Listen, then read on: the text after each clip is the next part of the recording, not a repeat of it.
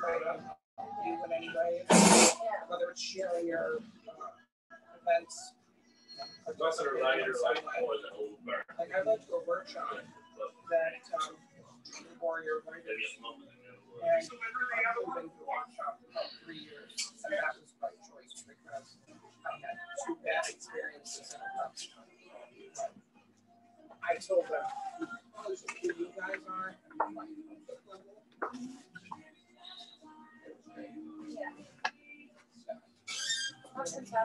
very actually fun there.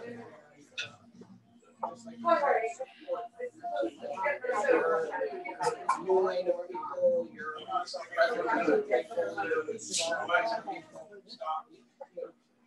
real. It doesn't mean money, it means share. You're on that though. No, no. I would go all the events. So you go.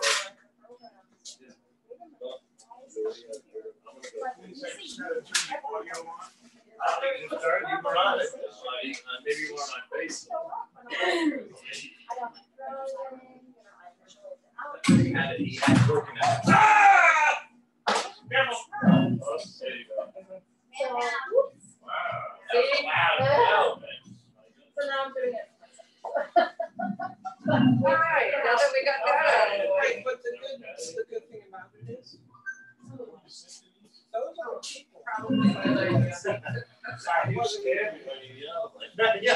Fireflies uprooting that tree and Actually, yeah. Oh, okay. Wow, listen to that. So we are. I know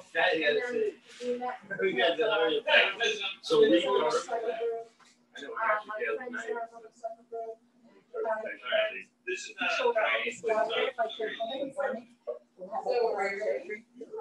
Okay. Well, hello. Welcome to Eden Cafe. We are the Arts for Vets, support our church committee out of the American Legion Joseph Sloan Hospital here in Everett.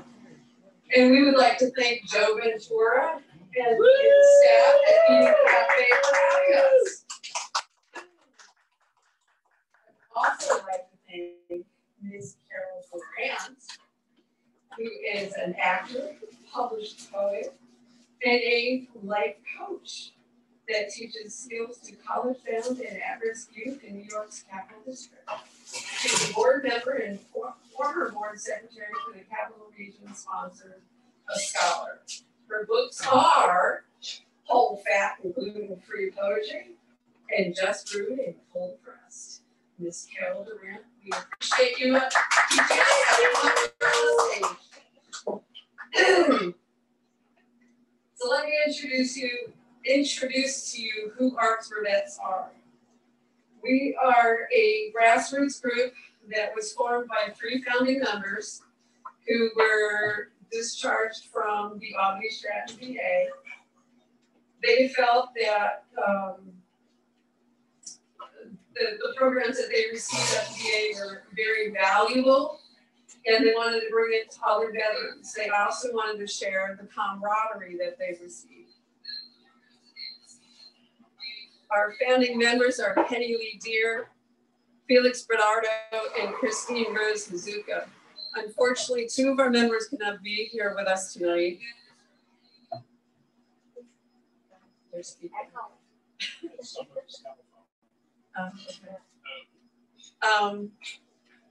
Where was it? Oh, Christine is hopefully watching us at home. And Felix, sadly, we lost him back in June. So if Penny Lee Deer would like to come up here and say a few words about Felix. Oh, and my name is Denise Myers. I'm former USMC. So Penny, you want to come on up?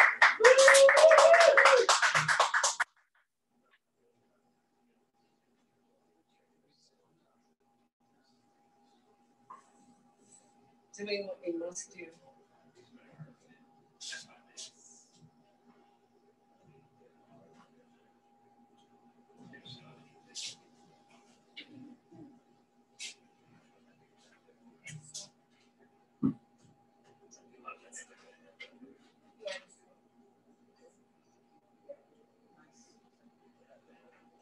Hi everybody, I'm Penny Lee Deer. I'm one of the facilitators at Arts for Vets. What we thought we would do, we actually lost Felix in June, and he did not die for COVID.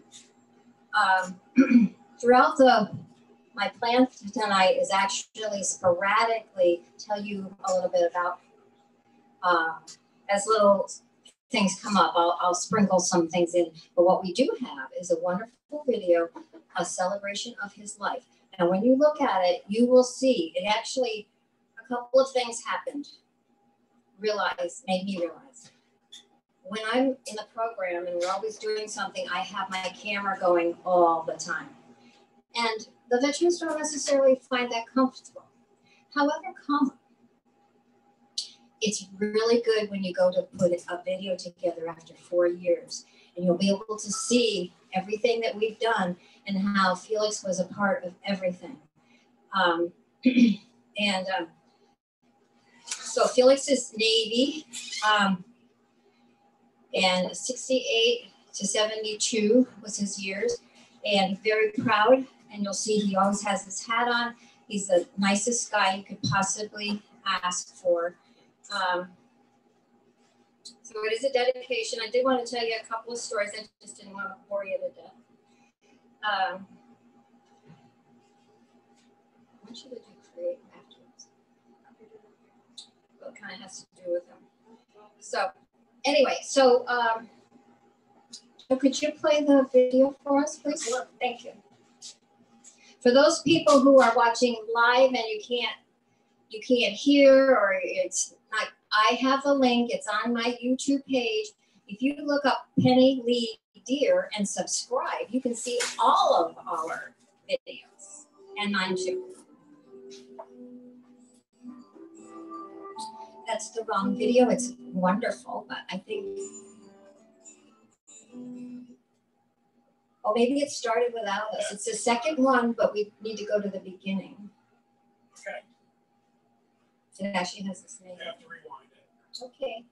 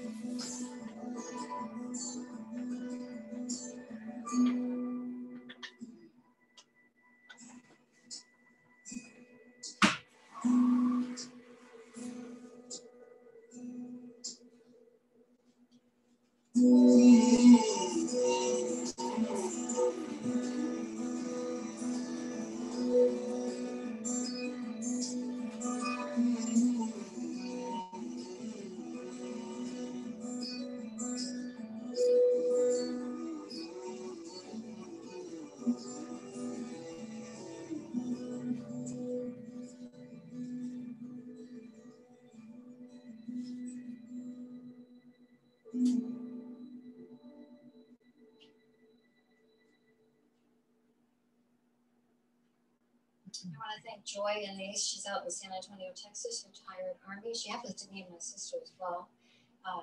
I gave her all the photos, and then we figured out, put it all together, and I really appreciate all the help she does behind the scenes. You see my son, Kyle Martin Joyce. As a matter of fact, one of the things that we just hot off the press, we launched, or we're about to launch, I really should say, is a brand new website, and it's called artsforvetsandmuchmuchmore.com.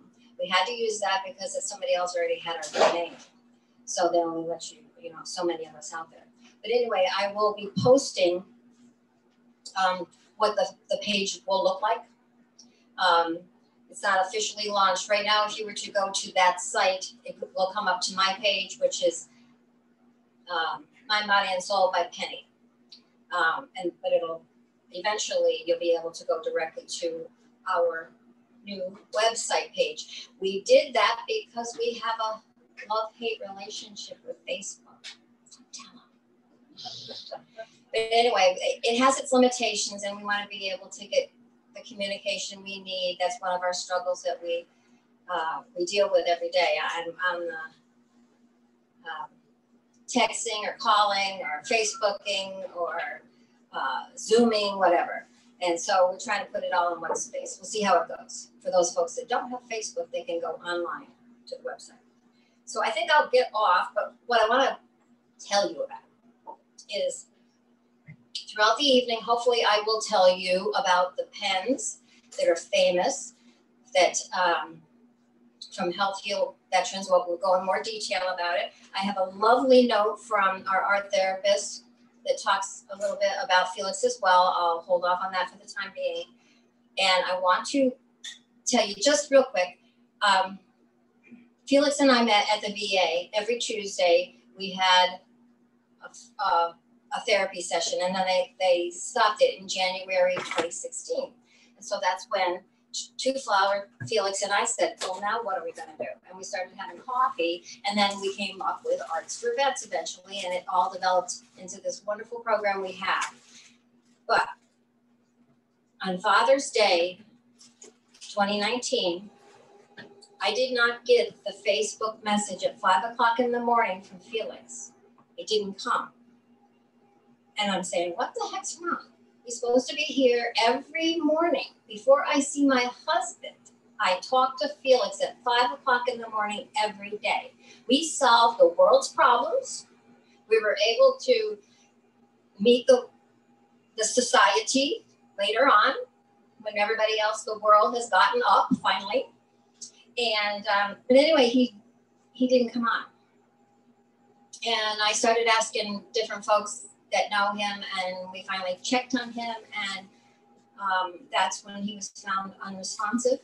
And it was a year of recuperating and a real struggle, and we lost him this June. Anyway, so later on, I would like to tell, I think, is a funny story. It's kind of sad too, but it's a funny story about, we have a garden, an acre of garden, that we made our own spaghetti sauce, and I want to tell you all about that if time permits. And also, Two Flower actually recorded this afternoon the piece that Heather did for us as well, and she did a really nice job on Zoom. And I'll be posting those too. Okay. For this one right now. This is Heather's. Yeah. Could we use it? Sure.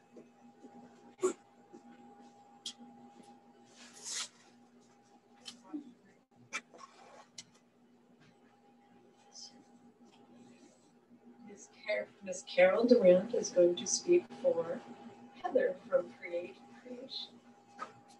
Community Studios.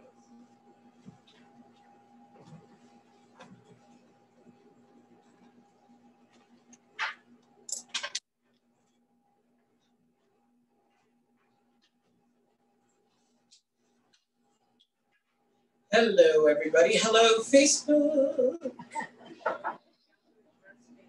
Hi, Zoom people. take this off. It's not a good earring. Anyway, this is Arts for Vets, Art Therapy, and Create. I feel so honored to have been able to work with the amazing local veterans who comprise Arts for Vets. Penny Lee Deer contacted me about 4 years ago seeking art therapy services after these third services were discontinued by the Stratton VA Hospital. She expressed how important art therapy, among other services, had been to her. I was in the midst of creating a new nonprofit, Create Community Studios, and opening a private practice in art therapy. Because of confidentiality issues, a therapist cannot disclose clinical information about the art therapy sessions. So I am sharing general information at Penny's request and without disclosing any confidential clinical information. Penny was among the first participants in my art therapy group through my private practice. At Penny's request, I began to offer art therapy to many of the veterans through the newly formed Arts for Vets. At our first session, I was immediately amazed and impressed by how they supported and encouraged each other. One of our first sessions together was a scribble drawing, a common art therapy technique designed to focus on process rather than the final product. Throughout the session, all the participants were so open to discussion and encouraging one another. I introduced them to a number of art therapy techniques and have particularly fond memories of working with one particular veteran who has since passed away. He had issues in working with his hands from a variety of health issues. So I introduced him to the idea of the third hand. I, as the art therapist, could be his hands in cutting things out and implementing his artwork, which when he was not physically able. I miss this veteran tremendously. His sarcastic sense of humor and also quiet observations. Throughout the pandemic, we have continued art therapy sessions via Zoom. And I've been impressed and proud at how all the Arts for Vets members have persevered this year. Throughout the years, Arts for Vets has also participated in a number of community art projects through my nonprofit, Create Community Studios. Each year, we have displayed their artwork as a celebration of Veterans Day and hold a reception in their honor. There are no ordinary art receptions. They have included Tai Chi, singing, poetry, book readings, and of course, art making. Arts for Vets has created artwork on an upcycled door to raise money for Habitat for Humanity of Schenectady through their annual fundraiser, has contributed dozens of paintings to the annual Color the Canal exhibit along the Schenectady bike path, and contributed multiple art pieces to last year's Taking Care art exhibit at SUNY Empire State in Saratoga. I cannot express how much I enjoy working with this amazing group of people. I truly believe they have taught me as much or more than I have taught them. Thank you.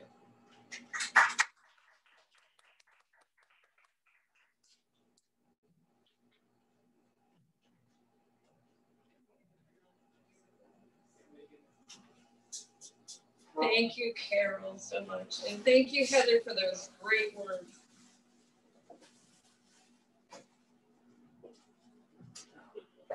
This is awkward. Right now, I'm going to introduce Christine Rem. She's going to read a few of her poems, and then we will move on from there.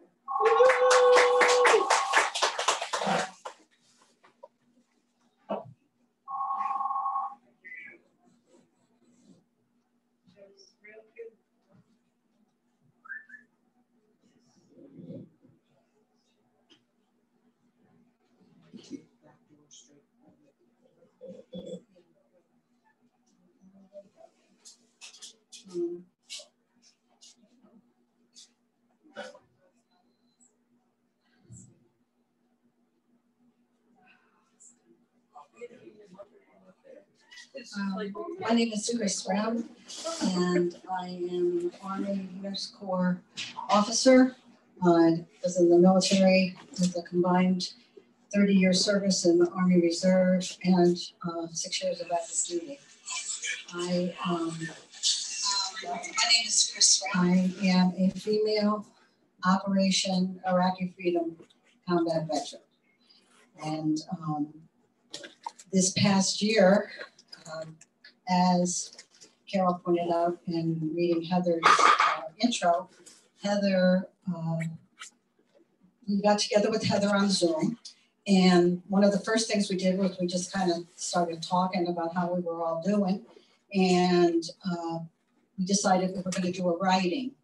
And so Heather guided us through a process to try to kind of write something down. And in the midst of our conversation, we came up with the idea that how much we were affected as veterans with what was happening with COVID, and how we would have dreams and we would have thoughts, and very much felt we were back in combat ourselves.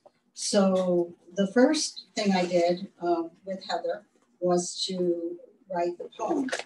And the first poem that I wrote is called Coronavirus Veteran Dream. We are lost, it seems, looking for wisdom. Dreams awaken in me revelations, revealing the pains of fear and terror. My heart is beating in my chest like butterfly wings.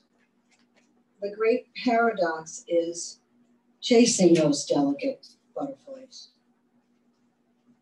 In them I see that no one else can see what it feels like to be me. So after this first session, when I kind of wrote that little poem about coronavirus dreams, because we were having thoughts and dreams, I got thinking about the word dreams. And a bunch of us from Art for Veterans have traditionally gone to a women veteran retreat every year, hosted by Creative Healing Connections and held at Weowaka Holiday House in Lake George, which is a women retreat center. And at this retreat, and at these retreats, the assistant director, her name is Wanda Birch, and she reads dreams. She's written a book about it, and she led us in a session about our dreams. So she asked us if we had any reoccurring dreams. So I said, yes, I had a reoccurring dream. I've been having this dream for years, that all of a sudden I'd be dreaming and this lion would appear. And he or she, I think it was a he, would be following me around, slinking around, licking his lips, looking hungry. And I continued to, and it scared me, and it would wake me up. And I would be really concerned about why I was having these dreams about this lion following. So that brought me to my second poem. And we were also trying to create an artwork. We were trying to create something, draw something, paint something, create something that had to do with the same theme. So the second poem has to do with the dream. And it is, what does the lion mean? And I dedicate it to Wanda. The lion was a mystery. The lion came in dreams. The lion was a symbol. What did the lion mean? The lion snaked around me. The lion's eyes would gleam. The lion looked so hungry. What did the lion scheme? At first, the lion frightened me. I'd wake up with a scream. But Dreamweaver Wanda said, maybe it's protecting you. Create a different scene. Okay, she can leave. So many years, I pondered this. trying hard So to you'll recreate, introduce it? wishing, hoping, and reliving each and every lion I'll tell dream. her nice. Andrea, the goddess, appeared unexpectedly with a lion by her side. I learned of strength and courage to enhance my self-esteem. A female warrior, sculpted with a shield, symbolized a virtue. Yes, fortitude, the Greek virtue, has now come to redeem. Yes, it's fortitude, the strength and courage to face adversity, inspired by Andrea, has always been beside me like a solid beam. Recently, when a soldier in Iraq, then on to 2020 pandemic and then the civil unrest, the lion dreams bring fortitude. It's what it came to mean. So I got to put my lion dream into the words. And so my artwork is over on the wall, and it's a mixed media art piece. And one of the first things I did was it started with a blank slate, and I kind of put a picture of me in Iraq with my helmet and my goggles on, and then superimposed a mask.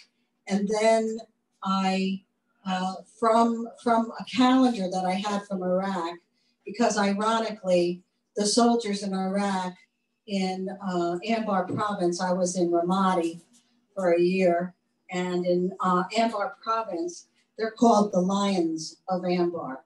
So I put the lion next to me. I started out, and then of course, because the first little poem I was talking about the butterflies, I had saved in a little box, a deceased, I didn't kill him, a deceased butterfly that I found on the ground. I had him in a little box. So I incorporated the butterfly also into the piece of work. And then I started thinking about when I was educating young women. I worked with women and children most of my career as a nurse. And I had found an article about Andrea. And so I would tell the young women when they were facing labor or trying to learn how to breastfeed or just become a new mom, I would tell them that they had to remember Andrea, and that it was fortitude, the strength and courage to get through adversity would get you through labor, would get you through taking care of your children, would get you through not giving up about breastfeeding. So I decided, well, heck, maybe I should Google Andrea after all these years. So I Googled a picture of Andrea, and I found her not only with the sword and in a warrior's garb, but with the lion. And I was like, wow, that's what the lion means. He's been beside me all along. So I incorporated Andrea into my mixed media piece too. So my poems, with the help of Heather and the idea from Heather, and then putting that all together, was what I came up with how we were coping as veterans with the coronavirus. So just go and take over. We have a few more minutes. We got time. We've got to kill time later. So then we made masks. Wait a minute. Wait, not so fast. We need another. Denise has the mask, so we'll have another prop to show you. But we were going to get right into the mask right now. You were done with it. Okay, well then before I'll just tell you about am I going to talk about it again? Well, I'll just talk about the mask quick. Anyway, I also utilized material that I had brought home from Iraq in creating my mask. And the title of my mask, I don't know if she has the titles, but it's called Faith in the Future We Cannot See. And so the mask reminds me of my military service. The scarf was given to me by an Iraqi English teacher that I worked with, a woman, 5 days a week outside the wire in the city council. And so my mask is Faith in the Future We Can't See, which is exactly what we're facing right now, what I faced every day when I was in Iraq. That's it.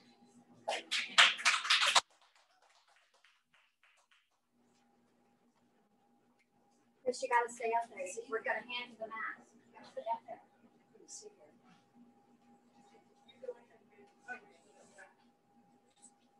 Christine, you don't even know our piece. I walked in one day and your piece inspired me. I was standing here and I became fixated on it. And so I had no idea. I'm sorry. Thank you. I had no idea about your piece, except I saw it from afar. And I sat down at a table right here and I did a sketch. And I didn't even know that was a lion or the name Andrea, but that's what I saw.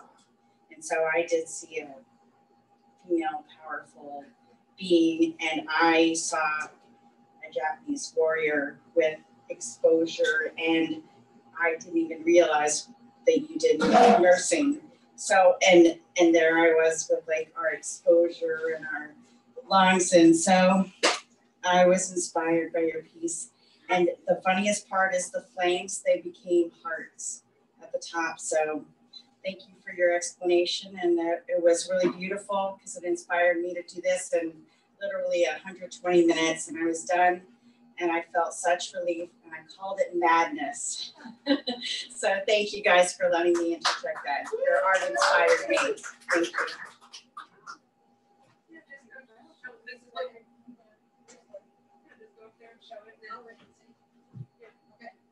So here's mask. This is Faith. Faith in the future. We cannot see. My mask. Oh, and on the inside of the mask. Whoops. On the inside of my mask. So this is the outside of the mask. Okay. The eyes are made from an ornament I brought back from Iraq. The veil is what Helena gave me. And on the inside of the mask is, well, you can't see it, but there's a picture of me, all in battle rattle. So thank you. Woo! Thank you, Christine. Or Chris, I'm sorry. What, the masks?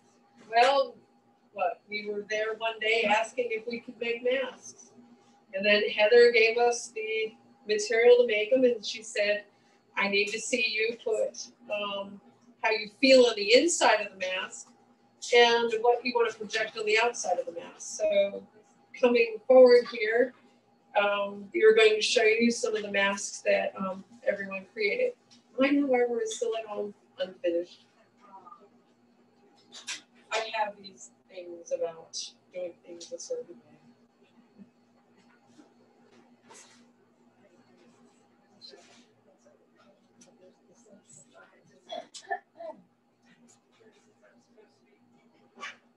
It's been a white.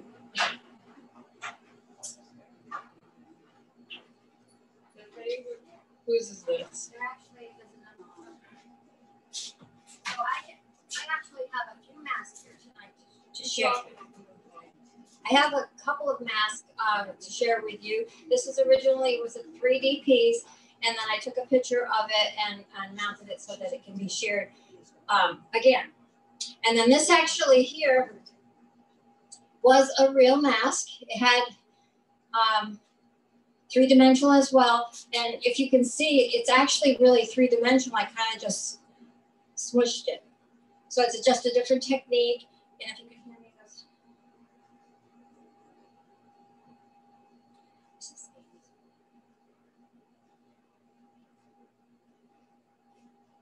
this one here is similar to Chris. Is inside. If you were to take your flashlight from your camera, I'm inside underneath the trees.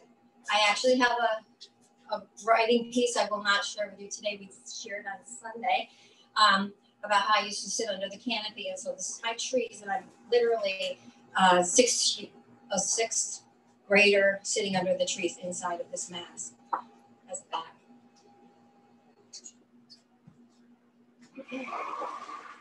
So this one here is actually two-sided as well. And it goes with sticks and stones will break my bones. And it says bruised, and the different stages, the colors of bruises and how they change throughout time. And it just shows some trauma. This piece was actually up at the Take here in Saratoga. And I think we'll talk a little bit more about that, but it's currently at the Miskiyuna Town Hall. The rest of our show is up there, but we'll talk in detail about that. Thank you. Do you know about this? No, I don't. So this one is Amy. She's unable to be here today. It's actually remarkable. I'm not sure what the cameras are, if people can actually see them. Okay, good. So anyway, it shows like the original thing was what's the outside and what's the inside. She really did a really nice job. It's very sturdy too. So one of the things that with masks that we don't normally do is 3D. So like once you do this, how do you hang it? Like how does everybody see it? So all these kind of things need to come into account when we're thinking on how we're going to present this. And the other thing is, in previous years, we've been limited to 2D, meaning they have to sit up on a wall. And so now we've had some opportunities where we're going to think outside the box and make 3D projects, and they can be very large projects. We already mentioned the door. It's right over there. Habitat for Humanities, that's a very large project. We had a lot of fun though. Okay, we're good? We're good with the mask. We're moving on. And we are moving on public now. Some sauce. Oh, wait, you have 2 more. Oh, no, we're not so fast. Oh, you're going to do yours. Oh, you want me to do mine? Okay, all right. Thank you. Thanks, Denise. Thank you, Penny. So this is my mask. This is it's what the irony of this project is. We created masks pre-COVID. I think it was in February, I believe. So yeah, but it was before everything began with COVID and the term mask became synonymous with hello. So this one, of course, Create Studios did it, and I called it Masks Inside Out. And little do we know, masks would take on a whole new meaning and awareness, even further than our enlightening workshop creating these pieces of art. The exterior self, this exudes sunlight and glitter, fanciful freedom, with a rosy grin of gleeful excess and a fortune of an imaginary land ladybird, ladybug, as we say here, as an eyelash, gracing the mask of this glowing dream. And the interior self, blue, but not morose, but darkness, broken cracks healed and covered with gilded gold. The heart lies within throughout all of this without knowledge of the interior, as if it is deep within the secret self. So that was my mask, and I took it over to my godchild and my own daughter, who my godson is 5 and my daughter is 11. And so they wanted to create their own version. And so this is actually, I would love to say post-COVID, but this is in, I think, October. So children are so expressive and innocent that I couldn't fathom that my project would extend over, but it did. And so the two of them collaboratively created this exterior mask. And they told me it's the whimsy of electricity and sparkle. It seems to contradict with the serious closed-mouthed somberness. And when I asked them, what does this all mean? They said, it's simply a hero. It's just a hero. It's today's hero. Children are our today's hero. And in their innocent views of the world, may we always have hope remain on our faces and in our hearts. Thank you, guys.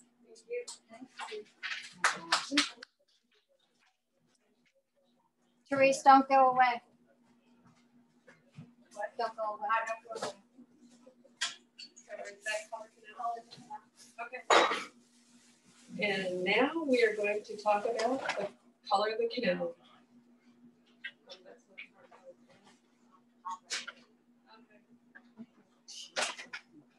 Betty, our fearless leader. Okay, so I'm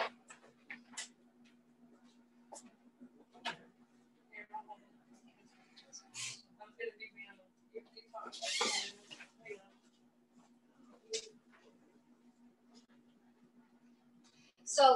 I'm going to be talking about Color the Canal, but 3 of the pieces actually, I might lie a little bit, but one of the things that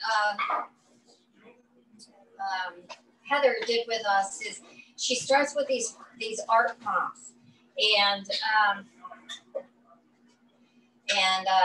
it was 3 triangles. That's all it was on it. I don't even know if you could call them triangles. It was something that looked like this 3 times.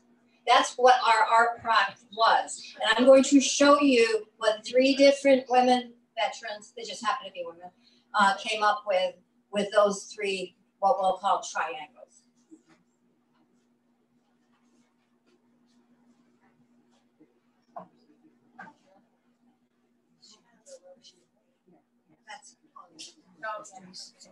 Well, anyway, so now can we see okay?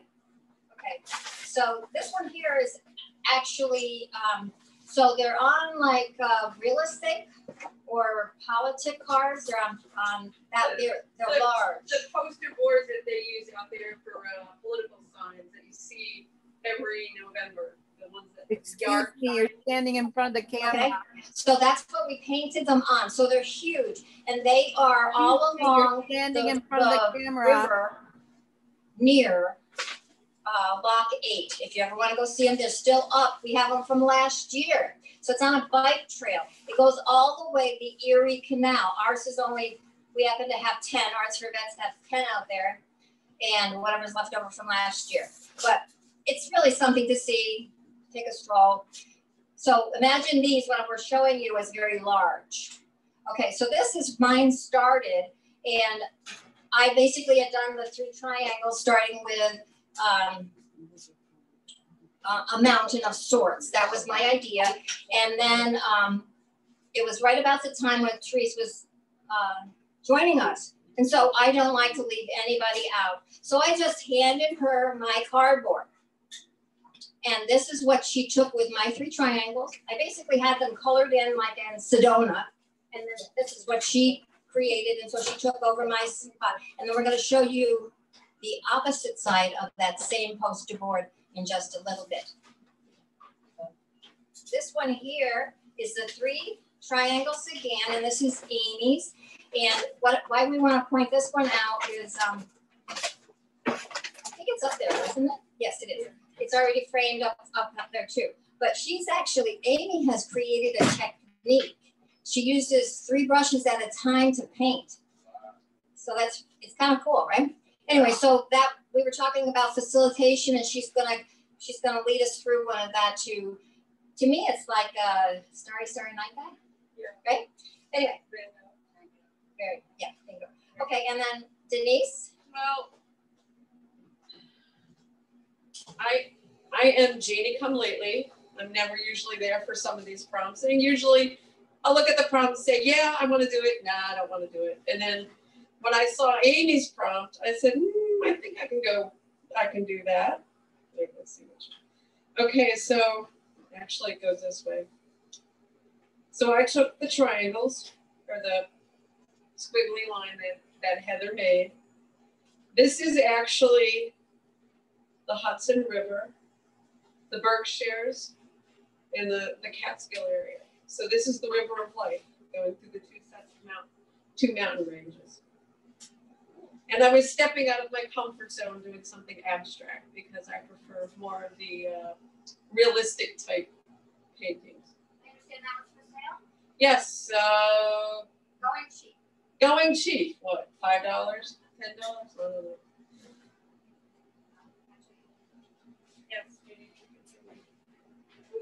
Okay, so real quick, we'll show you the rest of the Color of the Canal. So in November, we had our 4th annual art show up in Schenectady, and these were in the windows. So we printed them off so other people can see if they didn't happen to make it down to Lock 8. Okay, and so Lock 8 may be buried right now. yes, maybe not bicycling, maybe snowboarding.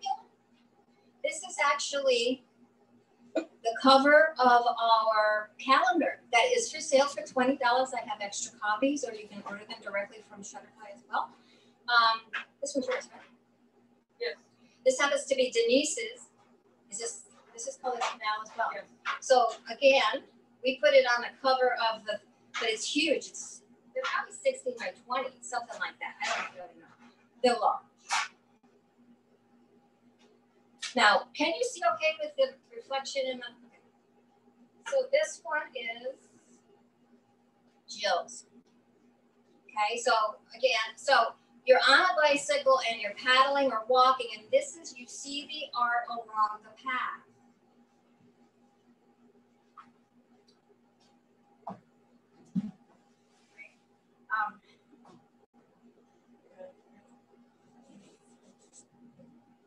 This one is inspired by a musician who was here. His name is Adam Gerstenberger, and he has a song called Love is the Way. So I put it like in a bicycle wheel with a heart and a handprint.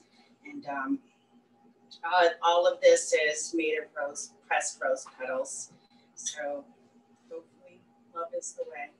Thank you.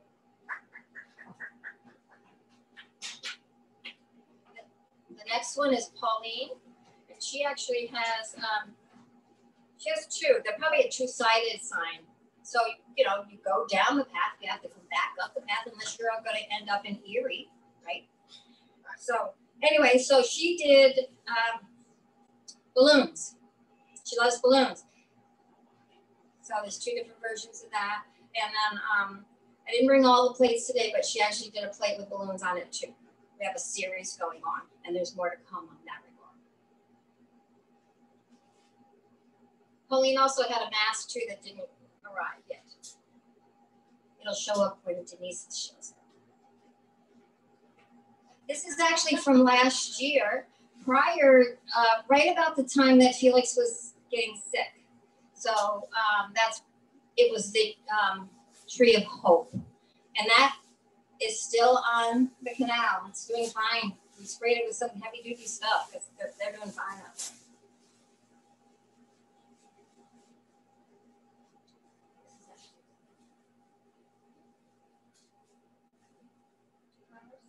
So this is, we call her two flowers because we have, I don't know, 4 or 5 Christines in our group, and we're not a very big group.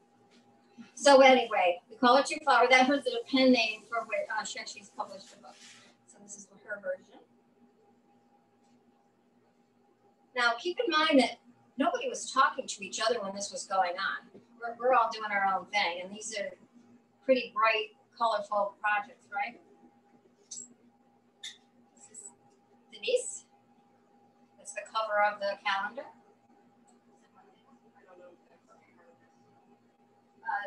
Since we were talking about balloons, this is it's not a color of the canal, but I made a print because I don't have the original. It's from Mary Jo White. It's yarn, and she actually flies balloons. Like she goes out to New Mexico and actually flies. She's not able to do it at this time. I just wanted to share it since I have the print.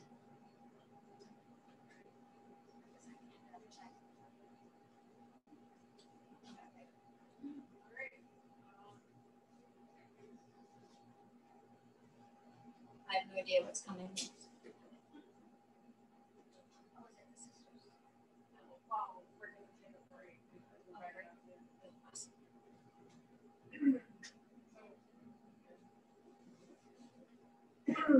So we're going to take how long of a break do you think?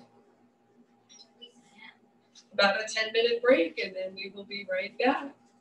Facebook plan, as Carol says. And Zoom, if you're there. Thank you. We'll be back.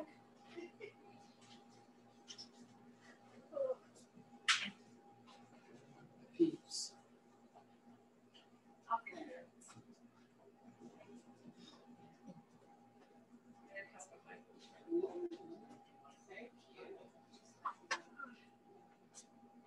Great guys. Great show online. Thank you. Thank you. Thank you. Online shows I've seen. Alexa, play. Looking for this. Penny, it looks great online. Oh, by that's the good. way. I'm glad. And you got like I think 5 or 6 anyways that we can see, and then there'll be more people. So it looks real good online. You guys look great. You're welcome. It's so good, you know, it's so like boom, boom, boom, boom, boom. There's no dead air. It's like, there you go. Joe, can I have a Coke, please? Sure. So nice. Sure, I think I have Coke. Yep, I do. Perfect. Thank you.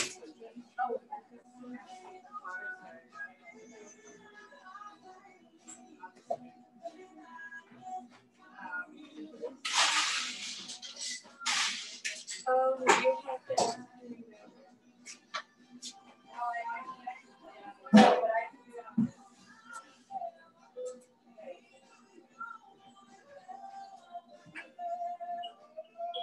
Here you go. You're welcome. Do you want to hang out or when you Yeah, you can pay before you leave. There's just so many people to keep track of. When it's like over 30 people, I can't keep track of everybody. But I'll get you before you go out. Can I fill in here just a bit? Sure, hon. I Yep. have a pizza in the shop. Yes, that was everything, all right? Sorry it took so long. I forgot to. I had so many things going on. I'm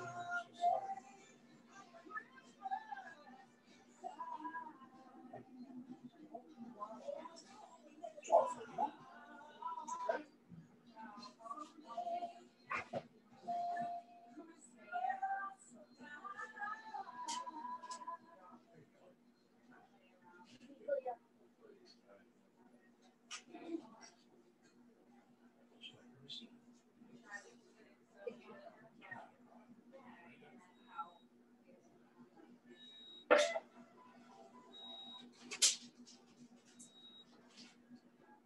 Thank you.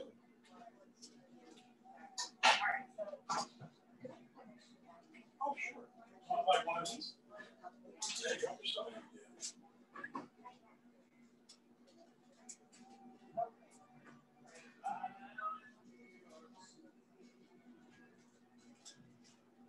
That's no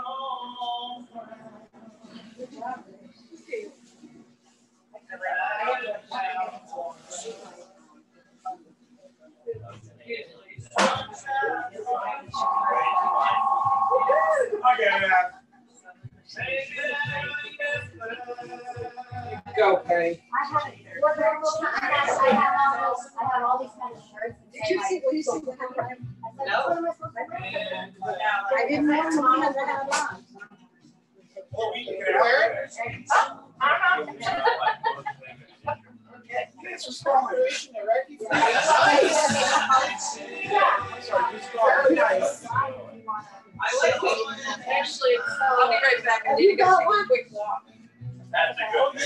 No, I mean, I need to go get my Great shirt. I love that. That's Yeah, a little hot up there, huh? No, I gotta go down to the car because the car's down there. Okay, so now you can move it. That's where I come. Yeah, here.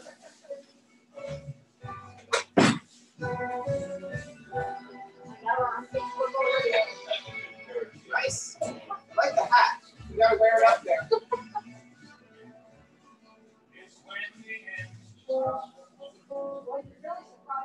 Are those plates? Yeah, I made the plate. You know, because I looked at the other pieces of the shop and then I just, you know, I had my daughter and I found giant monarch butterfly. And it lived 5 weeks. Just like, oh, so that was so weird. That's what I remember.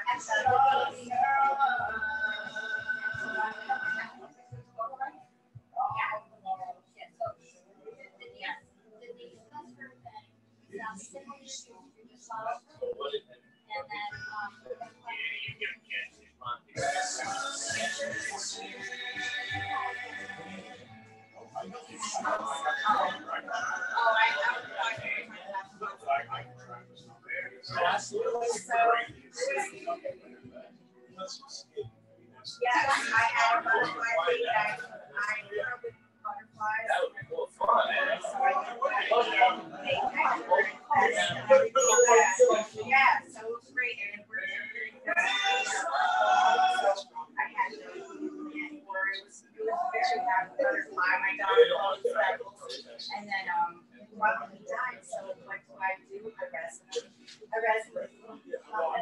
No, So I should somebody- have brought it. It's a strange area. It's a I 5'4". have a little bird with a skeleton. You know, I found I could say what's on the way on the back. So, pictures. Well, that's so funny. I used flowers in the art and then like one day, I'm like, okay. And I had a little doll and I put her up. It's kind of creepy, but it's cool. I was like, I don't know if I should show this. They might be like, but it was funny so that I really remembered. And I didn't really look at it. So I didn't even realize you were in there and didn't feel like that was that. I was fixated. I walked in one day and I said, oh my God.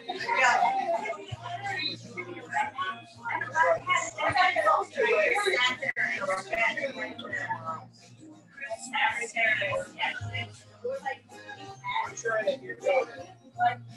Make it happen.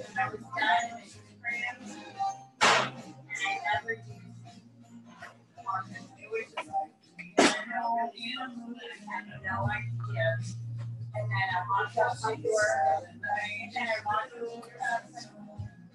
Yeah, I was so surprised. I'm a Marine, remember? Carol can help too. And we can find the back. Okay, yeah. Here we go again. I know, it's so bad. I didn't know why, but I my daughter, and I thought of very things. And that's what's great. Why and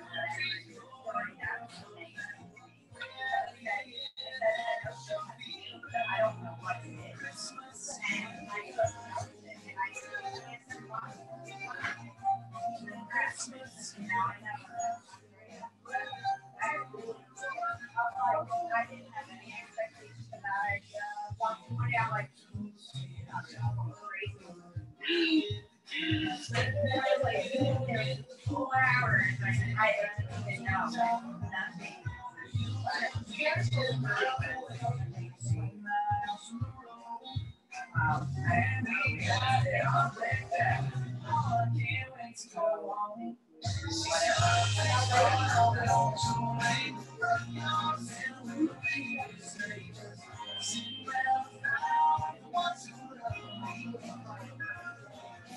I tagged you in 2 posts. Thank you. I think I'll get off. Got this one And and this one. Nice. Hello. evening, hopefully I will tell you about the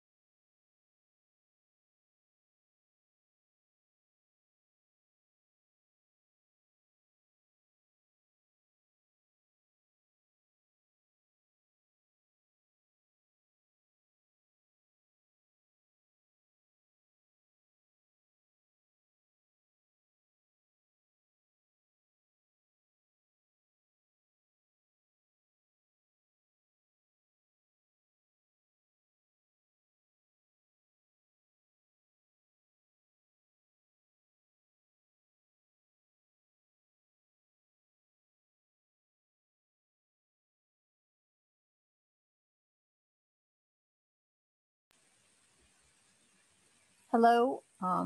I cannot hear anything over Zoom.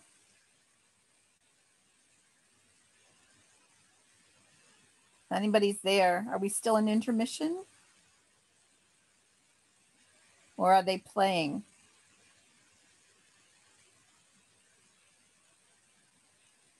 Hello, hello.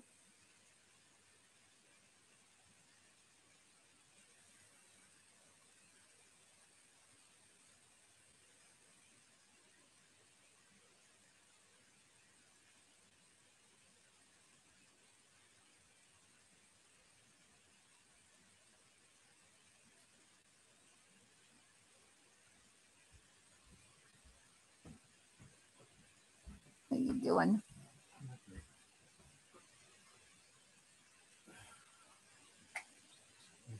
At least reached the ice fall at the end of the driveway. But the hand came off the shovel again. Oh. Calling you good for the night. What time was it again?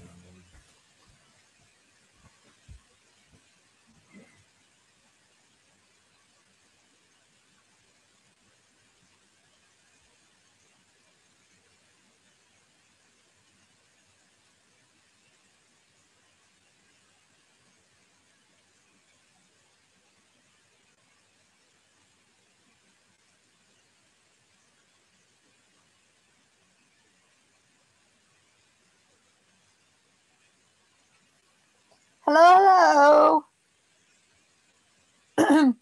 Not getting this any sound on Zoom. Hello.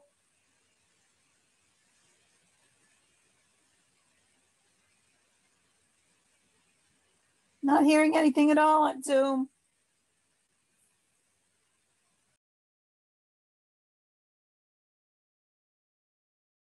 Yet most of us have tucked ourselves away into our homes, our civic organizations, and our other volunteer services, keeping to ourselves because we know that we are not really welcomed or accepted.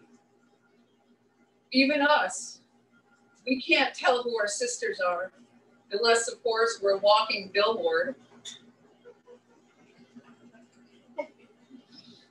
Or like I was when I came out of boot camp in November 1982 on leave. I was in full Class A's, my bucket cover, which is no longer part of the uniform, wearing my lovely black military gloves and sporting my sharply positioned military purse on my forearm, as we were taught, shopping with my mother at a local store, and proud as hell wearing my Marine Corps uniform. Over walks this very statuesque woman, stern looking. Really, she was frightening. Her reputation preceded her because I knew who she was.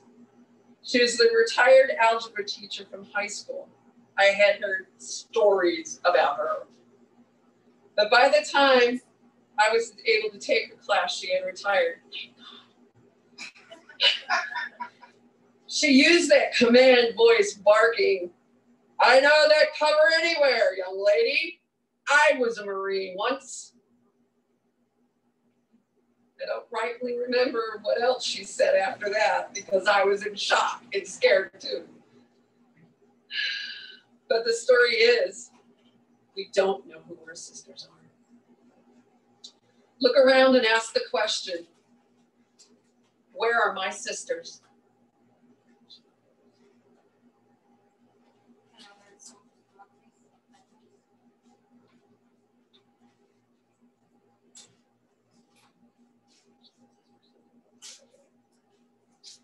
My name is Penny McGeer, retired Army. You notice my shirt, I was in the Women's Army Corps, of which she speaks.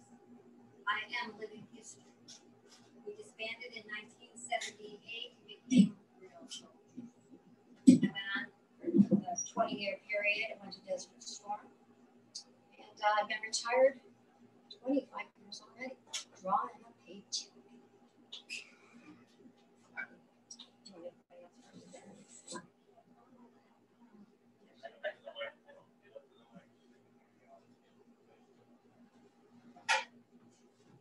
Hi, I'm Colonel Christine Rem, retired Army Nurse Corps. 30 years, Operation Iraqi Freedom, 2007 to 2008. Retired now, and proud to care.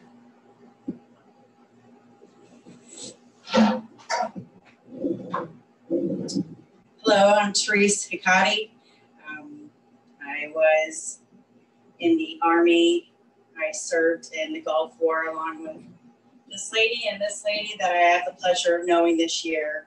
I am a combat veteran, and her blood runs deep.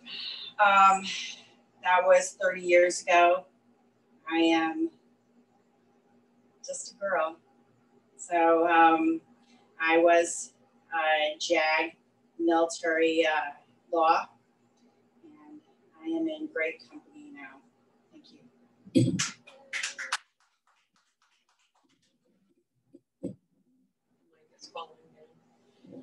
I am Denise Byers, Sergeant, United States Marine Corps. I went in 82, got out in 92 after Desert Shield, Desert Storm. And I was a cook. We'll learn more about that cook later. She doesn't know that. Oh, by the way, this, where's the red patch? That, 2nd Landing Support Battalion, hoorah. So now what I'm going to do is there's some folks that are not able to come tonight, but we want to recognize them. Mary Jo, Air National Guard. Joy K. and Ace, retired Army.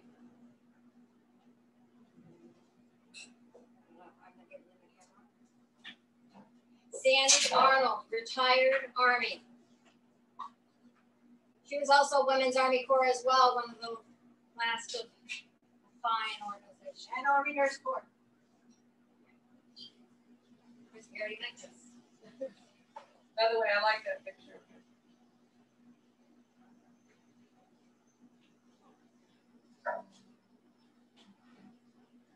Amy, Navy. Colleen, Air Force. Anybody on Facebook, if you are one of our sisters, please tag yourselves. We want to hear from you. Christine Rose Suzuka, she was Air Force as well as National Guard. She's our AKA Tufla. Oh, we have a brand new person, Christine, another Christine. Her last name is starts with an M. Yeah, we can't pronounce it. And she's from the Navy. She has some art on the wall today, and there's more to the rest of the story on this Christine. And she is the one that did that one with the writing prompt and the drag painting over there. Jill, Air Force. Joanne, Reserves. Connie Turner, U.S. Army retired Major.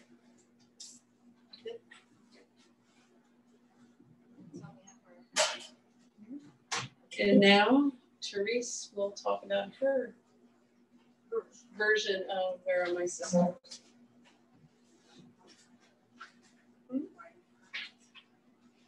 Well, we'll get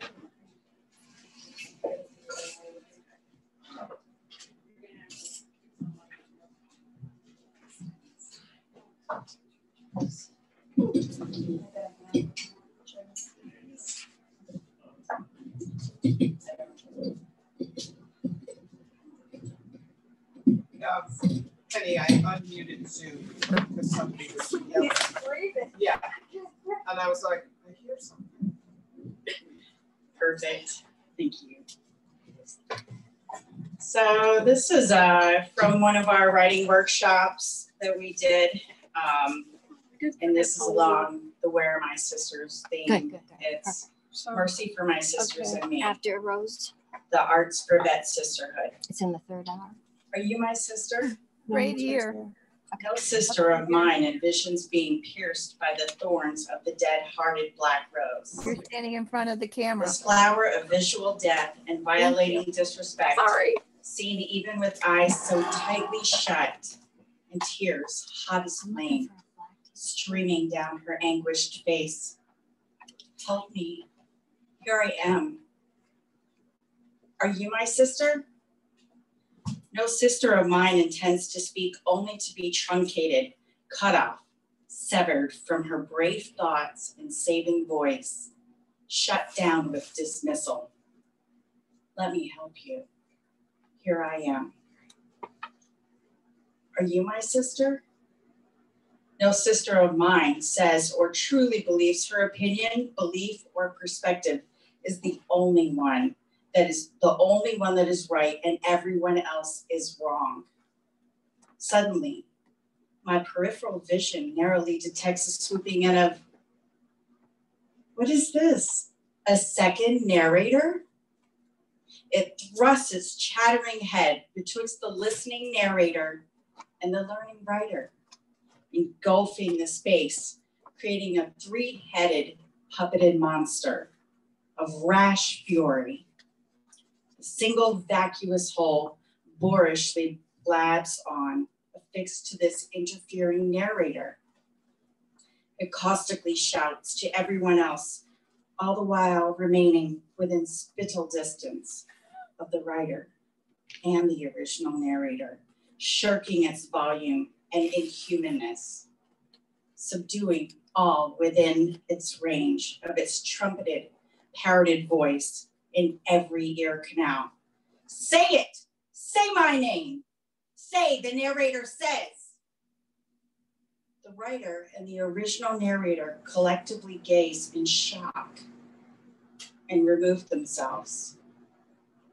Completely unaware of its singularness, this tyrannical narrator beats upon its own puffed chest, exclaiming, I'm right, everyone else is wrong.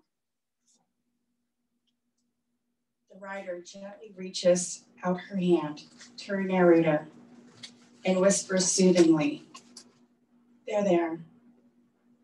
That is not our sister. Are you my sister? No sister of mine shushes my voice. When I want to speak, she hears me. When I need to cry, she holds me. When I am not, she is. Here I am. I am your sister. Thank you.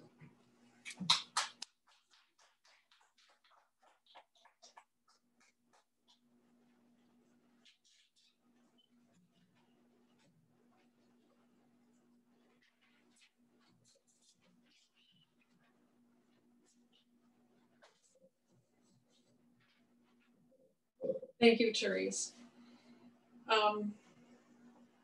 Let's see. Next, Penny is going to talk about how the group adapted to Zoom and how it benefited us and the veterans that could not attend our groups.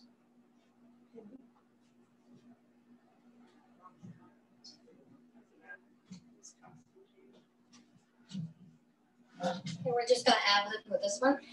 So, as everybody else, we kind of freaked out when everything came to a close on the Ides of March. But I'm not one to be like held back. I'm going to find a different way. And I didn't know anything about Zoom.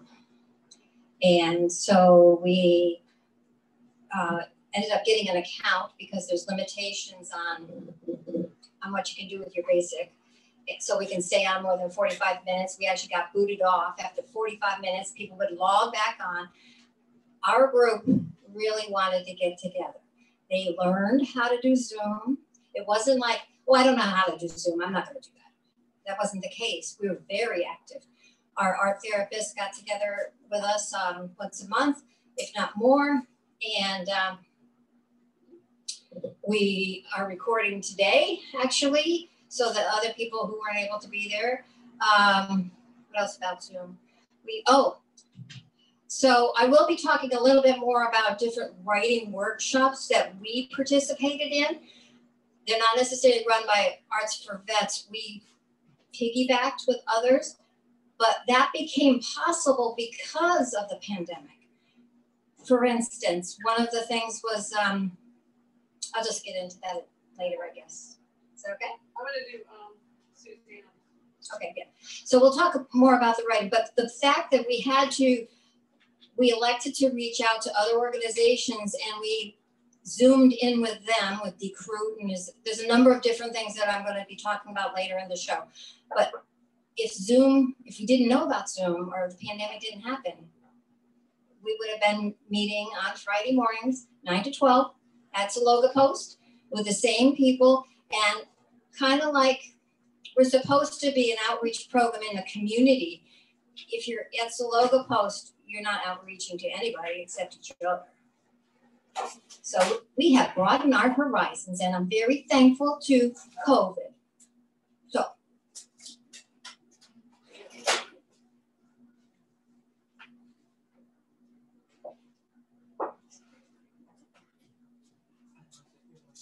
Thank you, Penny, and in Facebook land and everyone who would give me a second. I will be right back.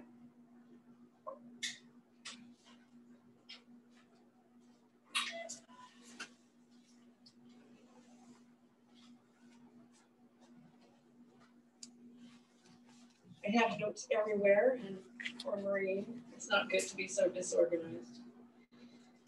So Penny was talking about a writing program, or many writing programs. And this one in particular coincides with the piece that Therese just finished. The facilitator from the Expressive Arts Therapy is Ms. Suzanne Rancourt. She's a tribally affiliated Native American and military veteran of the United States Marine Corps and Army. She's an author, poet, and fiction and creative nonfiction writer. She's affiliated with the Amherst Writing Method of Poets and Writers, which was the program that we participated in what Therese had written. And her website is Expressive Arts Therapy, Suzanne Rancourt, if you're interested. She has her own published works, Murmurs at the Gate, Billboard in the Clouds, and numerous awards for works that she's had placed in different literary magazines and such. And now,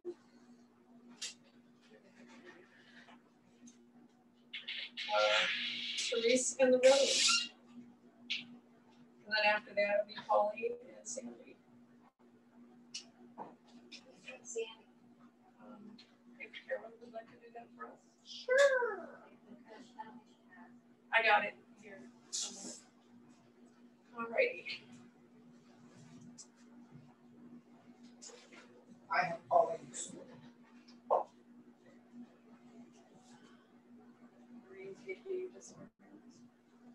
is this one?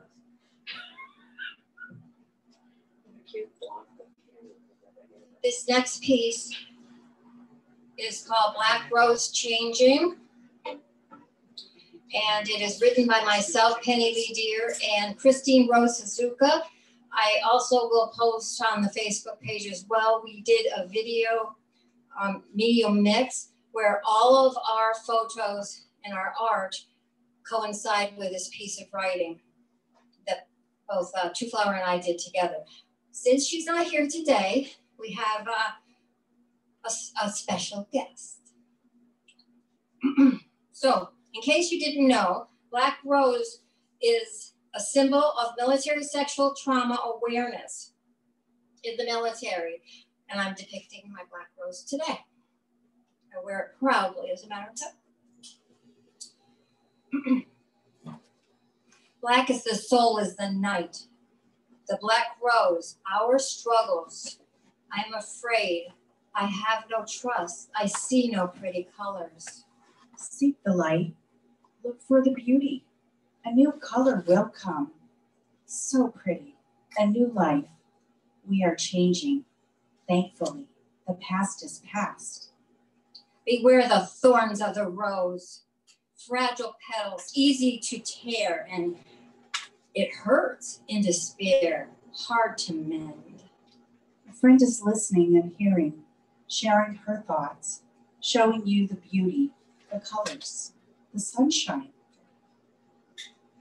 The waters once flow, my spirits were high, I was proud. Now the mire stops and flows and pulls me down. Mires are weakening. Waters are starting to slowly flow. But sure, the spirit will mend. Pride will fill your heart. Clouds try to hide our brightness, our skies, our beauty, ourselves. The sun is stronger and is always there, somewhere. We have to accept the clouds and not let them hide who we really are. I can smell the stench, the blood, the death. Smell the rose. Look to the life, as we have to die before we can live. Beauty is only skin deep. Terrible things left blemishes on my soul. We survived. We are here. I hear you. I am listening. Maybe we shouldn't have. Maybe we couldn't have. Maybe we should. Maybe we can. We will. Keep smiling. Things will get better. The black rose is a reminder, making us aware and shows us that hope is here. Thank you.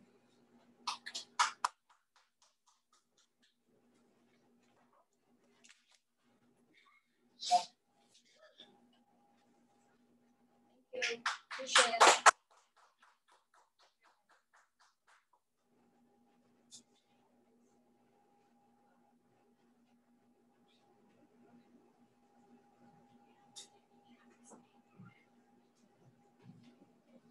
Thank you, Penny and Therese. So next up, our wonderful Carol Durant will be reading Pauline and Sandy's writings.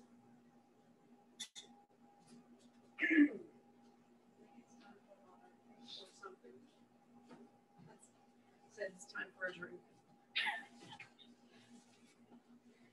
Hello, Facebook and Zoom friends. It's the holiday season, and don't forget, you guys aren't done buying gifts. So you can buy gifts here at Eden Cafe, Art on the Wall for Arts for Vets, Expressive Arts, Suzanne Rancourt, where she has books. And there's, of course, Eden Cafe gift certificates. Don't be shy. You don't have that much time left. Now, back to our regularly scheduled poems. First up, it'll be from Sandy. Fine work. I have to stay in place for a while. At times, it's hard to smile. Zoom classes keeps loneliness at bay. Veterans Writers Workshop cared about what I had to say. Virginia Giordano Foundation for Women Vets. A variety of classes helps me be my best. Creative Healing Connections Women's Retreat. This year for 6 weeks, we did meet. Veteran Voices Poetic Theater on virtual stage. I worked with professionals and did engage. Songwriters for Soldiers, a harmonica was given. Meditation, writing, and singing. A Marine honored me with a 3-wheeled tricycle, much safer than a bicycle. Arrangements made through Miracle Center. When weather is better outside, I will venture. Saratoga Veteran Chorus, once again, we will flourish. For now, a monthly check-in. After COVID, the singing will begin. Joseph Dwyer peer-to-peer program. For vets, a friend you will make. Reach out, for heaven's sake. Queensberry Veterans Plus Group. keeps us all in the loop. Art for Vets, it is the best. Every Friday we meet at Saloga Post, which I enjoy the most. Thank you, Eden Cafe, for giving us the opportunity to share our work with the community. When I am able to get out and play, I am heading to Eden Cafe. Thanks so much, Sandy. Sandy, you got the right idea. Okay, so now something that we can all get behind by Ms. Pauline Dagnall, the long-awaited 6-week vacation, right? On January 1st, 2020, we started out our vacation at 10 a.m. after our communion service at the United Church of Cohoes, driving to Orlando, Florida. This vacation is special as we will travel for 6 weeks. Like all trips I take, I'm on an adventure, never knowing how far we'll travel in one day. When we see something of interest, we stop to explore. I'm also happy to visit friends and family. On this trip, we have Pastor Nick, his wife Bert, and myself driving and listening to our first of 7 audiobooks. Our first selection will be The Seekers, which is a story of an Amish cooking class. We normally travel in Nick's oversized camper, stopping each evening at campgrounds, always with a grand campfire to end the day. This vacation is different than others since we are in a car, eating out more and staying with friends or motels along the way. I'm sitting behind Bert on the passenger side. While we are on the road, I'm the one making the sandwiches and giving out drinks, snacks, and fruit. When we can, we travel secondary roads to see small towns and their sights.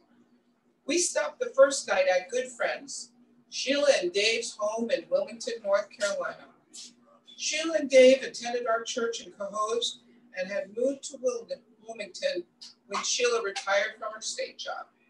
We had stopped for the night the year before. We arrived at their home at 10:30 p.m. and talked about our family and hers. It's always great to see family or friends who don't live near us. If we don't take this opportunity, life goes on, time goes by, and we end up losing what we had. In the morning, we went out to breakfast, a great place where they like to go. They talked me into getting an orange crush to drink. The food was great, a 3-egg omelet with homemade chicken sausage, cheddar cheese and onion, plus fresh fruit. We talked until noon. Back on the road by noon, we are off to next overnight in Brunswick, Georgia at 6 p.m. We started a new audiobook called When Mountains Move by Julie Cantrell. I do not recommend this book. It is boring. Okay. We will be in Orlando within the next 4 hours after a quick workout. While in Orlando, we spent many days at Disney, the happiest place. When you enter, you feel like you are being taken care of and you trust you are safe. It makes you forget about any problems you may have and makes you happy. We visited Weeki Wachee Spring State Park on Thursday, January 16, 2020. This spring is so deep the bottom has never been found, and the current is so strong it can knock the scuba driver's mask off. As I walked a short distance following the path to the theater that was embedded in the lime rock of the spring, I was able to have a seat. I sat viewing windows in front of us below the surface of the water, allowing us to watch the mermaids perform in the spring. The mermaids were wearing fishtails as well as other fanciful outfits. They used air hoses to breathe and put on a 30-minute show, dancing underwater. As the show went on, we were told about the springs, that each day, 117 million gallons of clear, fresh, 74-degree water bubbles up and out of subterranean caverns. On a great wilderness river cruise, I could see how clear the water was and saw lots of colorful fish. The ranger gave a talk about the park and the wildlife, wild turkeys, deer, and bald eagles. On January 24th, we left Orlando, driving towards Mandeville, Louisiana, stopping again on the way to visit good friends David and Wilma, living in Beverly Hills, Florida, then ending up in Panama City for the night. I was able to stay with my sister and her husband for a week.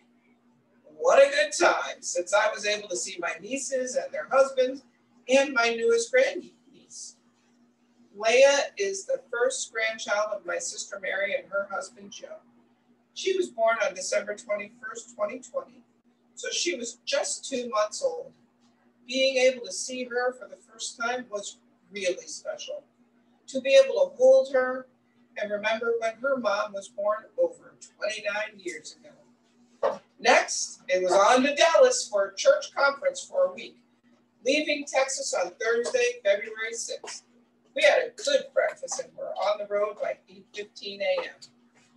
Pastor Nick drove 850 miles, stopping in Cincinnati where it was snowing. So we knew beforehand that it was snowing. We'd seen it with our own eyes. Friday, February 7th, the last day of our vacation. This would be a difficult driving day. Up early at 5:30 a.m. Yeah, I'm still We standing had our devotions, then breakfast, then When on are you the gonna play road at that during break? 6:45 a.m. with Pastor Nick driving in a snowstorm. The storm was real bad in northern Ohio, and he had to be so careful. Fear takes over in a situation like this. Sometimes it's hard to see, so driving slowly was a must.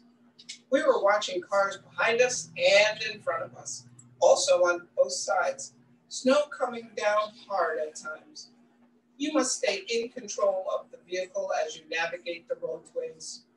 Watch what is under the snow like black ice, so we would not panic. This went on until we reached I-90. It was still snowing, but not as bad.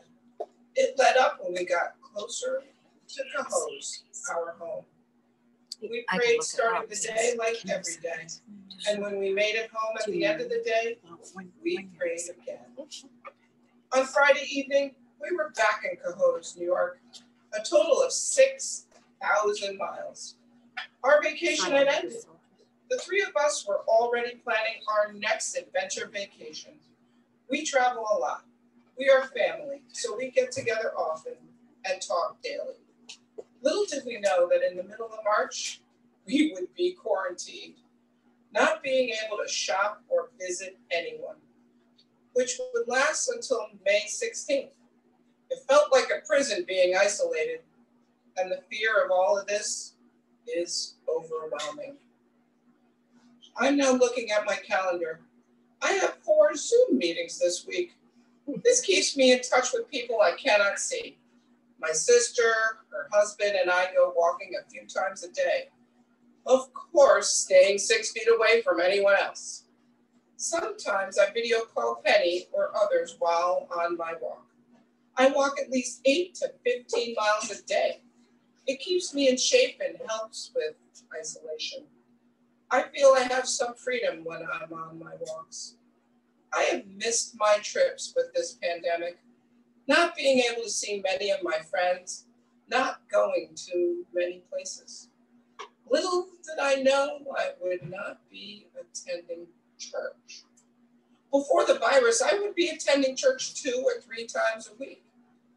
Now, I don't know when I will feel it's safe for me to return.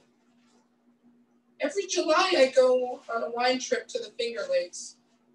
I was talking yesterday to the trip leader. I told her my wine is all gone. I have one special bottle left. I don't know when the vaccines will come out and when I will feel safe to receive one. I even worried about going to the VA hospital for my reverse total shoulder replacement. I was in for 4 days. My fear was infection or catching the virus. This fear I have will take a long time to get over. Will we ever return to the normal we knew in January when my 6-week vacation started? Thank you. Great job, Pauline.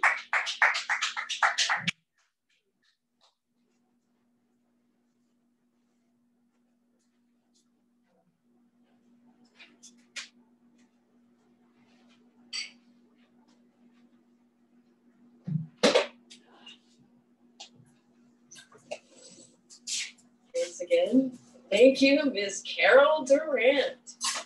Okay, up next, Therese will be reading Victor's work since Victor cannot be with us tonight.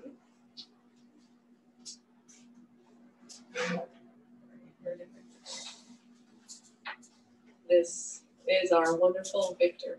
Yes, we do have male members in Art for Vets, if you were wondering. Is what.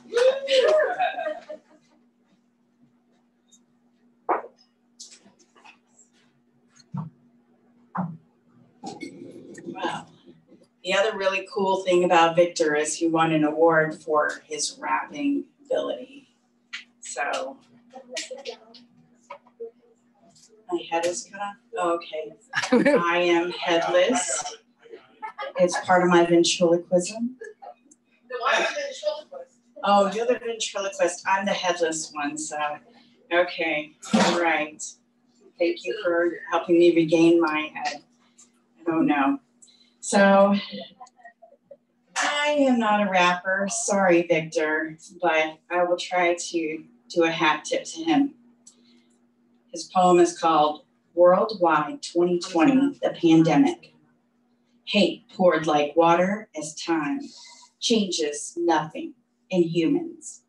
Reality is not what you want to see, but what's seen in history. History written to fit the times. Sorry, Victor, I know that's really bad. I'm trying so hard. Years after years of great changes. But has anything really changed? Great words written in times of love and religion. Then finally, war. Do you think you're right all the time? Do you know you're right? Do you believe everything you see and hear? Answers are agreements made unrealistically to fit the times and written in the wind. Lines are drawn that place people apart. Religion brought people together, then separated them. Right is might, till there was something stronger. There is an order to life. You are born, you get old, maybe you die. Victor Reiner, I hope I gave you some mad props. Respect there, Victor. I think I will read his second one in a less rap tone, as I don't think I'm very successful at that. This is his second writing that I'll read for him, Sahara Dust Storm 2020. From Africa it began, wind so powerful, blowing particulates, dusting waves of the smallest diamonds into the setting sun. Breathing deeply, small lives choke, maybe die, particulates flowing in, large waves of winds over and under, above, then in. What started in a desolate desert, a very remote land, it will grow from one continent to another, above and below. Dust inhaled and fills your lungs. Your nose will run, tears from your eyes falling to your cheeks, making breathing harder as the dust storms peak. Is it just another storm from below? It's not China, not from Europe. Maybe it came from an anthill or hell. Please help me decide, Mr. President. Which way do I go? Thank you, Victor Reiner. Thank you.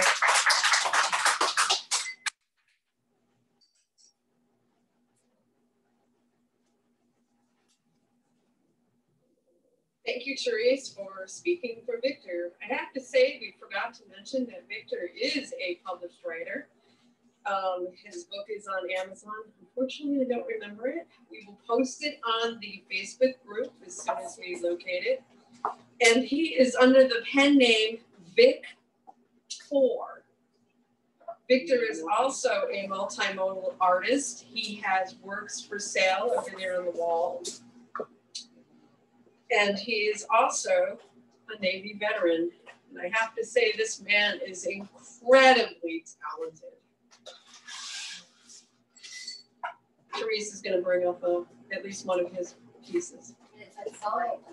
An easy one to handle too. And Therese is doing good. No, I don't need it.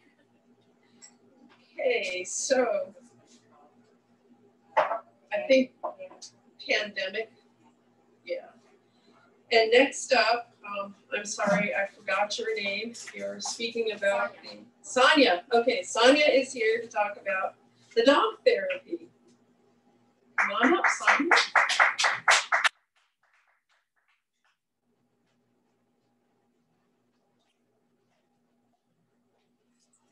Hi, everyone.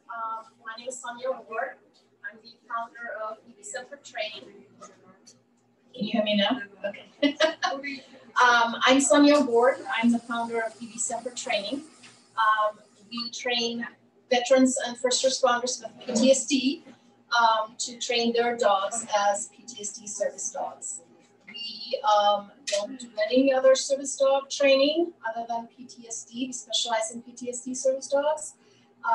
What are service dogs? Service dogs are dogs that are doing a service to their handler. PTSD stands for post-traumatic stress disorder. It is a natural reaction to a traumatic event. Who can have PTSD? Only veterans? No. Anyone that has had a traumatic event. It could be a car accident, sexual trauma. It could be anything. A natural disaster could cause PTSD. Service dogs, as a lot of people know, dogs are man's best friend. They provide the service by buffering the handler from side to side, front to back. They can provide deep pressure. It stimulates the serotonin. It stimulates healing. It calms. It can, we can train the dogs to wake you up from a nightmare. There are a lot of different actions that a service dog can provide to a veteran or first responder or anyone really that has PTSD. We were founded in January of this year. I have done this training for a good 5 years now. And a group of us have come together and decided that after I left my last job at the end of 2018, I was approached by other veterans and that have asked me to continue my training with them. And so then I decided I might as well make a nonprofit out of this and provide the service to all of the veterans, including first responders. So who is considered a first responder? Well, by law, actually, the Department of Labor, first responders are, of course, police, any kind of law enforcement, which includes correctional officers. It could be EMTs, nurses. We have a nurse in our program currently. And really anyone that is categorized as a first responder. Now, how do you apply? You can go to our website at actually, I'm sorry, I need to correct that. It's https:// Semper Training. That's IBI Semper is SEMPER training.org. You can also reach me at sonia@ebsempertraining.org, or you can call me at 518-605-3976. So those are the ways you can reach me. You can also find us on Facebook at EB Semper Training 1, or on Instagram. We're now there as well.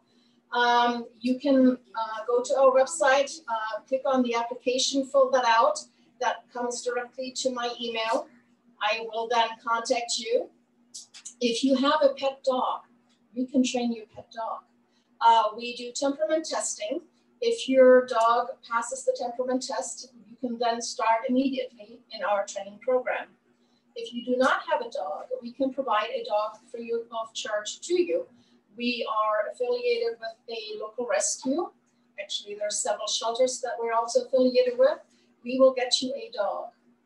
We temperament test that dog before we ask you and to meet the dogs. If you click, you can take that dog home right then and there. Training program is about 8 months long. We have 3 tests.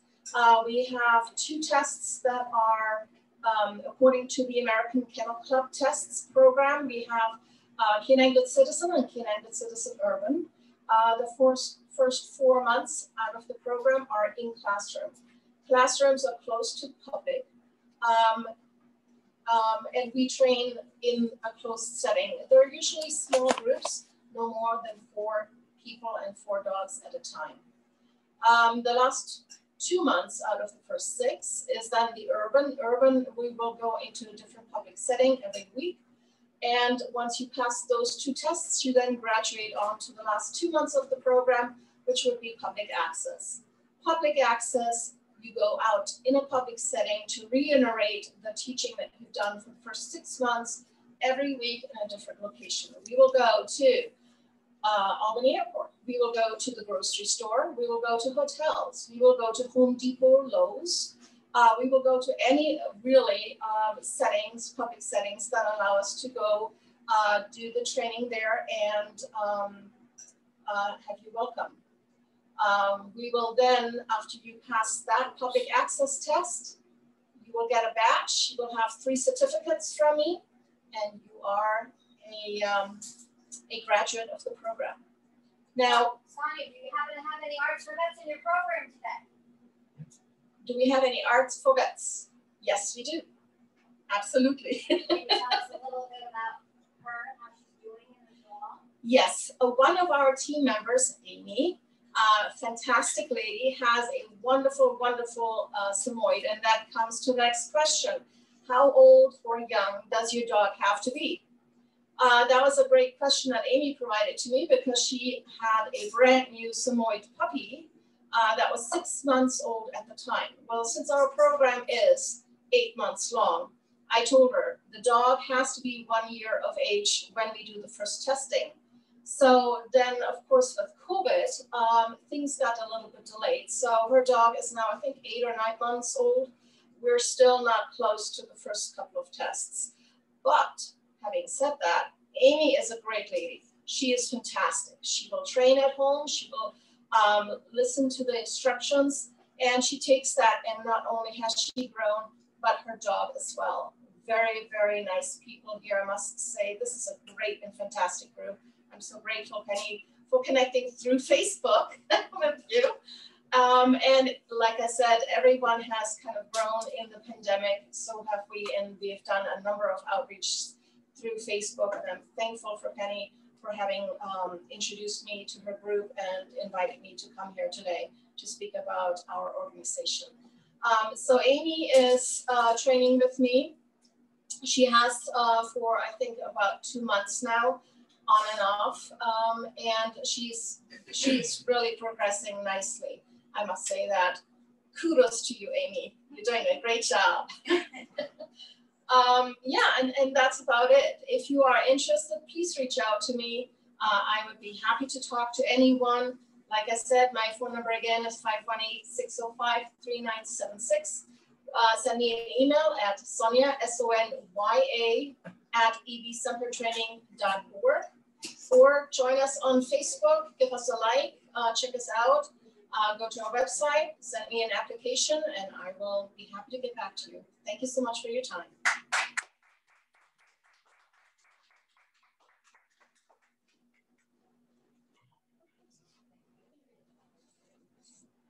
Thank you so much, Sonia. And Penny is back up with more information about the activities that we have done.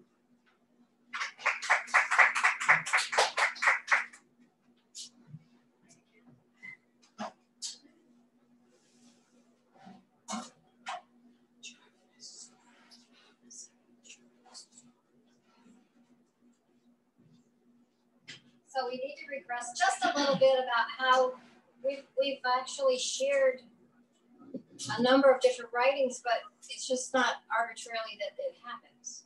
You know, we have to come up with writing prompts, and it's just not writing prompts. We actually produce art based on that writing prompts, and there's no telling we might actually do a drama based on those writing prompts. The possibilities are endless. Oh, by the way, in case you didn't know, we plan on being back here next year, the 17th of December, now that we know what we're doing, right? No, we don't know what we're doing. Oh, excuse me. Excuse me. The Marine says we don't know what we're doing. Facebook, what do you think? Okay, so real quick, I won't babble too much, hopefully. So the writing, okay, actually, real quickly, we are very, very proud of these two people in front of you are now Warrior Writer Facilitators. This is another organization in of itself. That means that we get our own link. We actually can invite people outside of Arts for Vets per se. We've practiced a lot. It was rigorous training. But if anybody is interested in becoming a facilitator for Warrior Writers Workshop, you can contact Lavella, and I will put that link on Facebook as well as our page. I really like the format. I have actually taken a number of different writing workshops for the purpose of comparison, and I like their format. You have anything more to say about it? Just the emotional intelligence factors. It really leads us. Our workshops have been so cohesive that it almost becomes a circular format, and one builds upon the other without any necessary intention. It's a very safe and encouraging, thought-provoking, and welcoming group. So, yeah. Something interesting about it is there's veterans from all over the world. We had a number of people from the Ukraine who is currently still fighting. Makes it very interesting subject matter. Okay, and then, yep. So as far as what we're going to do with writing for Arts for Vets, we are going to start dedicating an hour in the morning from 9 o'clock to 10 o'clock. Before we start Arts for Vets, our regular sessions for different art projects. And the reason we want to do that is not everybody's into writing. Just because Penny's into writing doesn't mean everybody's into writing. So that means that maybe somebody wants to sleep in, right? Come on at 10 o'clock. So that's when they come on to Zoom, or we're actually doing a hybrid type situation. Some of us are at the Zaloga Post, at 4 Everett Road from 9 to 12 if anybody ever wants to join us. And then we are also online under the quarantine currently. So anyway, the other writing workshops that I took place with Sandy, Pauline, and myself was the Veterans Writing Workshop. And this is one where the Zoom came into play. Normally they meet in Rockland and Westchester County. Well, I'm not driving down there. But anyway, they meet like monthly, I think it is. And it might be weekly, I'm sorry. David Surface is the actual organization. He started the non-profit, and it was in coordination with a Dwyer Foundation that they do the funding, and it's very complicated who pays for what and everything. The bottom line is the three of us from Arts for Vets were able to get into this program because it was available on Zoom. And we are producing an anthology. It will be on Zoom as well. I'm not sure when it's really coming out, but actually we will be doing a skit here. Remember I told you we started writing and then all of a sudden something else happens. We're going to do a dramatization. And by the way, this is under scrutiny, this word. When we get done with SOS, you tell me if it's a drama, if it's a dramatization, or if it's just an Army person and a Marine person going at each other. We'd love to hear your feedback.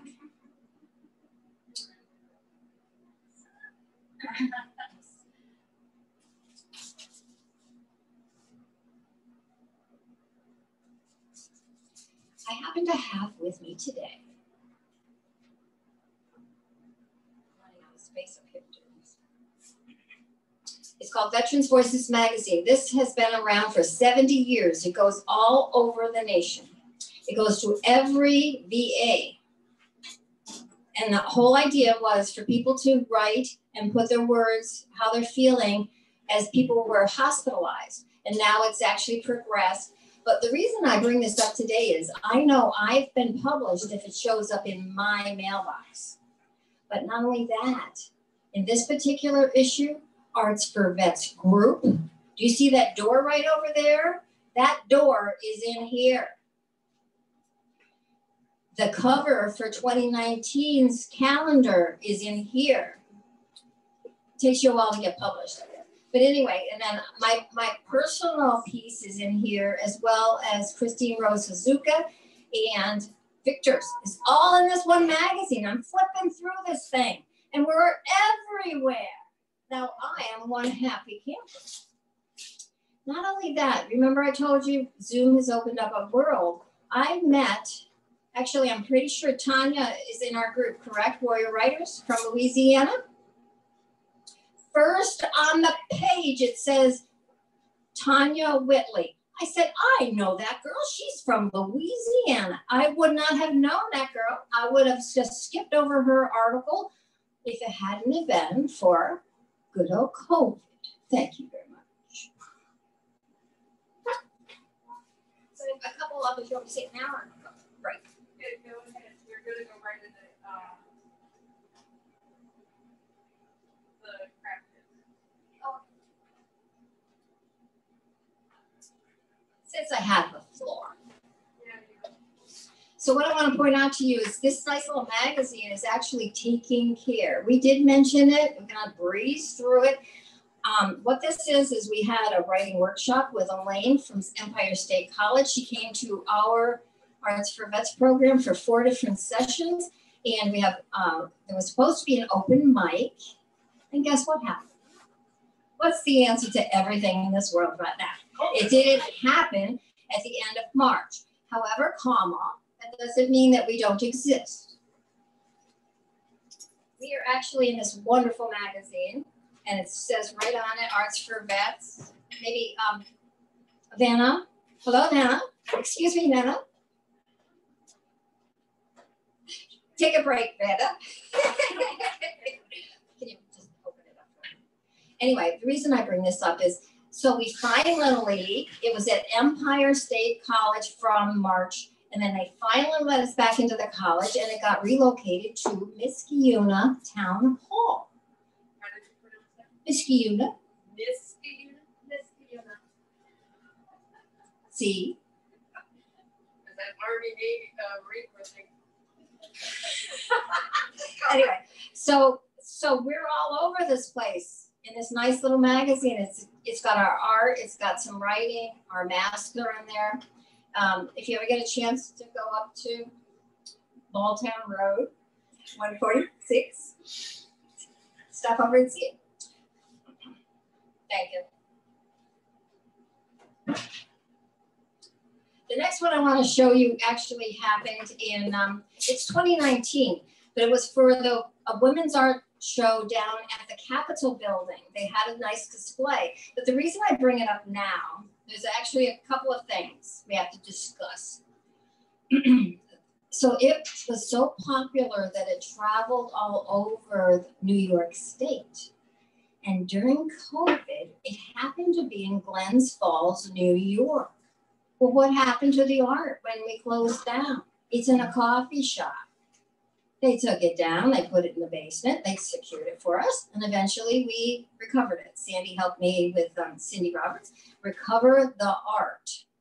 Now, there was 20 pieces from Arts for Vets alone, and there was 5 other women veterans in this art show. Well, guess who got everybody's art? Ruh-roh. I have these women veterans' art, and I honestly don't know them. However, did you know I used to be military intelligence? So a couple of things, just a couple of wonderful things happened. If you could find Christine M. Okay. Well, I reached out. We have this booklet, we have a PDF file of it, and I posted it on Facebook and said, does anybody know these veterans? And somewhere along the way, I found another Christine. And her last name starts with an M. She's on the wall today. But anyway, the rest of the story on this. So I said, I happen to have your art. Would you like to come and get it? Or what would you like me to do with it? And then she said, well, what is your group? Go ahead. Okay, so we've got it right here. So I got chatting her up, and she said, well, what's this group you're talking about?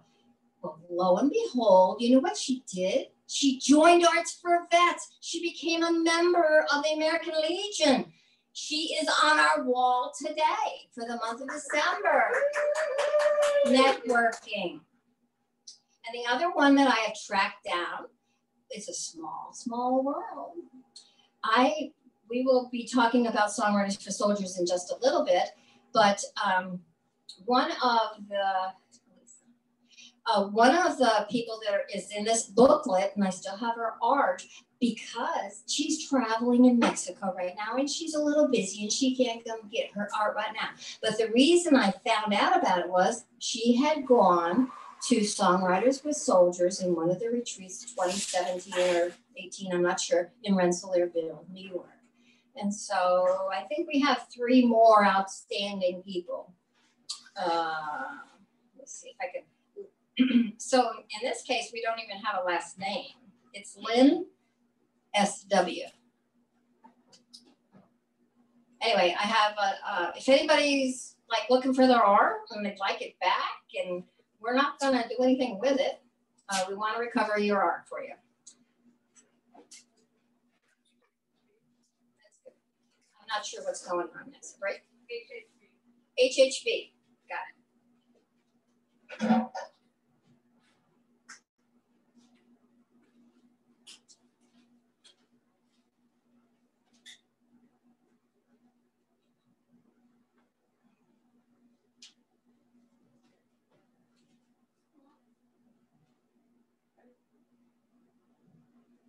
Okay, I have great news. One of our volunteers actually submitted this wreath. Can you see it okay? Now this is a real wreath. It's like this big, huge. Guess where it's at? Am I going to Anyway, this is a photograph that I did for Terry Bennett. She made this wreath. Now, why she made the wreath was there was a competition on Help Heal Veterans site, and Southwest Airlines was a competition, a contest. Well, we won the competition, and what it is it's the Christmas card that they sent out. Everybody sees this wreath on everything. Every time that you make a donation, you will get this Christmas card back. There are, I don't know the numbers. Everybody who gets these craft kits, and we'll talk more about the craft kits in just a second. But it actually says that it was done by Terry Bennett of Arts for Vets of the Logo Post in Albany, New York. That's pretty cool stuff. That's my photo. We are very proud and honored to have Terry as a volunteer. What do we got? So what I have here is actually a toolbox. But it was decorated, it actually has fabric on it. Roma actually created it. It's got little slots and everything. And we're able to carry it around. But a number of us have already made this toolbox. It's very popular. You can sand it, paint it. It has a cover on it. And if you look over there on the wall, there's poppies that Amy did. She took the cover to this same toolbox and made it into a piece of art. What do you have there, Denise? Well, if you remember the video that you saw, that large fish tank that was made, this was based on the same premise. This is one of the the serving trays from HHV. This and the fish were part of the fish craft kit that was also in that fish tank. And these beads were from a mobile, and I stuck them all together to show and demonstrate that you can think out of the box with what you have instead of being stuck with whatever is sitting in front of you. You don't have to follow the rules. So. I just have one more thing to say about the HHV kits. Of course, anybody can sign up for them, and I'll put that in the chat box as well, so you know how to get them. However, we happen to have a nice supply of them. And so your best bet is just to stop over at the Logo Post, 9 to 12. We usually have them hanging around in our cars. There's a variety of different things: leather, woodworking, needlepoint, paint by numbers. It's the possibilities is we have a lot of selections. Just to let you know, these used to be at the Stratton VA at the 9th floor. Now they're with Arts for Vets Community Outreach Program.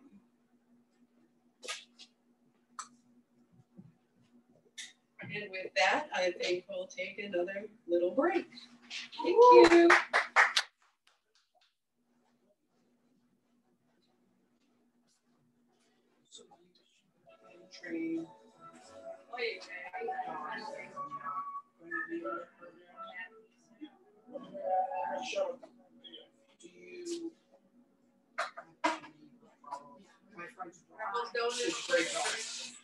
Your friends go? Mostly friends, but definitely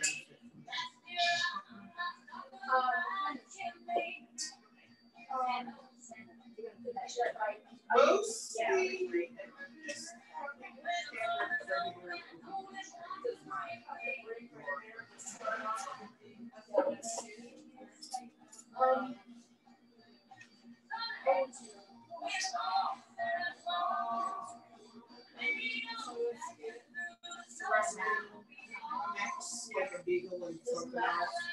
And maybe one. So, flowers.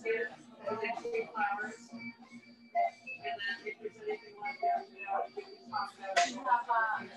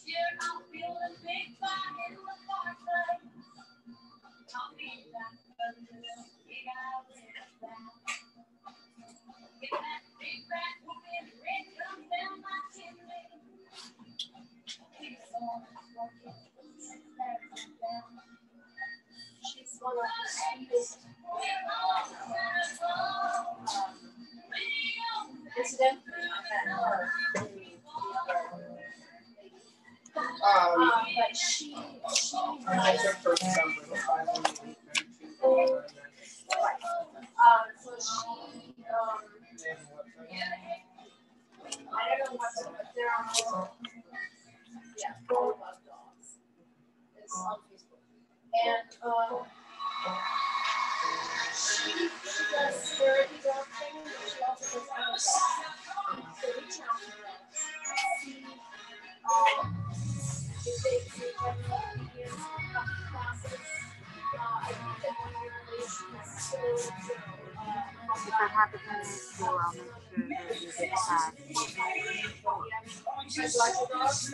I'll make sure that you get back. How's it going? Good. How's it going on there? Nobody's there, but it's okay. It's being recorded. Just as well. Well, it's got to be boring. I think it's going good. Oh, good. You don't think so? I don't know. I don't know how I would feel watching it. Yeah,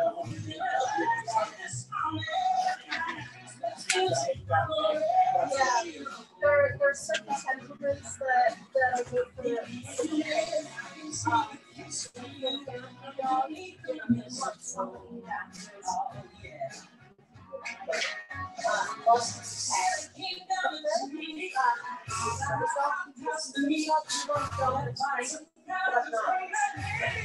you don't want the dog focused on everything else.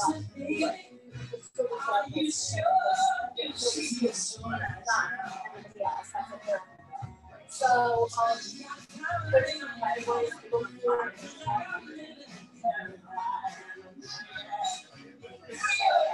But general obedience, that's easy to run.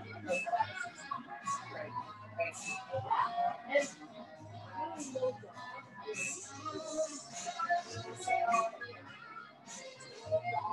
know whatever that saying is. Yeah. Anticipate the person that some people are set in certain things doesn't mean that they can't learn new things. Right. So they're kind of quirks maybe you can work with or work around. So Sandy's song is going to be played through the stereo. Nice, good. You can't use mine because I don't have a So port usually, on the like I X. said, you know, So his is older. Sandy watched it here. Hello. Okay, you start the program. Everybody there? They're still talking. Were you in the way? Yeah, I didn't realize that. No. That's where you're supposed to be. Where broken dreams, safe place to go to sleep. But he made it hard and even just to close my eyes and drift away.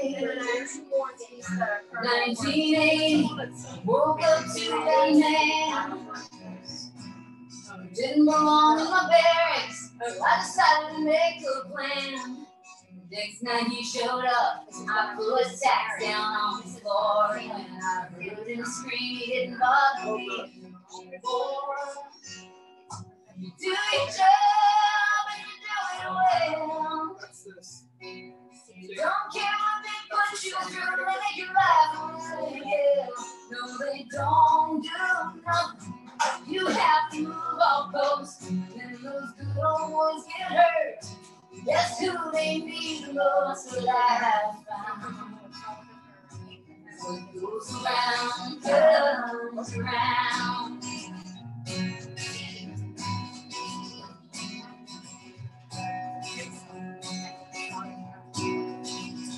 I'd always give them something to think about. Say what it's about with your sister, someone I care about. You would have honored and protected her. Just so you're not feeling like a lump, because that's usually the way I feel. So we're going to go up and do the SOS skit. So there she's going to focus the other way. I'm going to wait till the mask skit. You have to move all those yes, you and me most who I have. I have a third down. All I know is that. Oh, yes, that's right. I was a good nurse, a good soldier, and I'm looking at you now.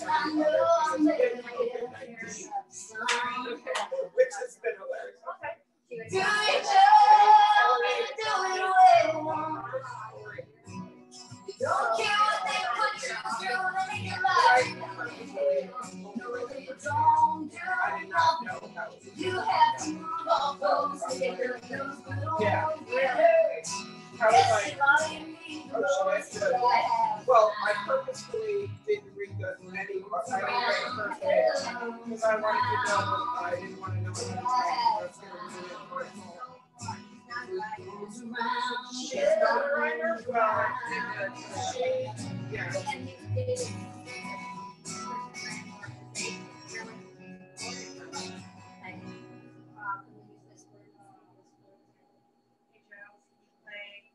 Well, she did a great job.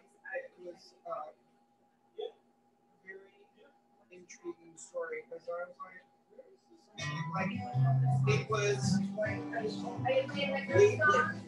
impact because you're like, these are the things we were doing in February, January, and then it literally got smacked in the face. And I've been literally missing all of the goodness and getting new goodness. Different goodness. Well, what comes around, I kind of knew things were going on back in January, February. I had a friend who was daughter so I kind of paid attention to the overseas news, and I think this stuff was over. So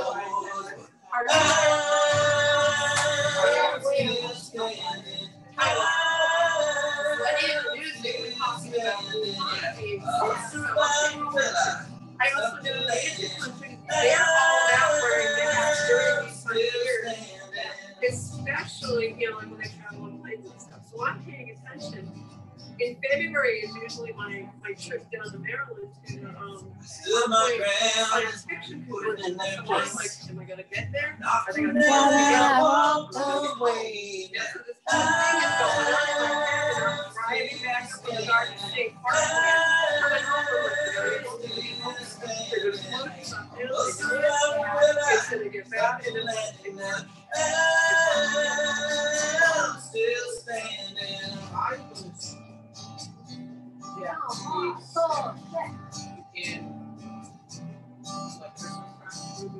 I'm not defined by them, fighting to be whole again. Yeah, I'm still standing. I'm still standing. What's the other something land?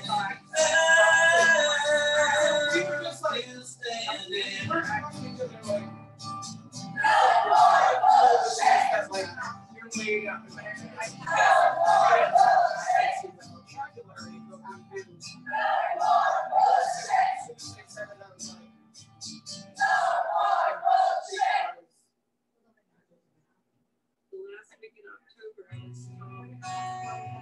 Actually, the week before that, I danced with the group up here. Very shortly, I'll finish the story. We do the witch walk, so one of the dances here on News 9, it's Monty Willie showcasing. So I don't know if I got it then, but it was drinks that morning. But then I had to leave on Sunday to go down to New Jersey for the East Orange VA, and they gave me one of those sleep devices to check me overnight. Well, yeah, it's to gauge whether or not, but whether I had a sleeping problem. So I was okay. I was fighting something coming on. When I got home, Halloween night, I was okay, doing good. Friday, after I was coming back from my mother's, I stopped in to say hi. Literally, I felt it in my car. And then as I'm, the next 2 weeks, I could sit couldn't drive. And I was sleeping. So I know I had here back in October.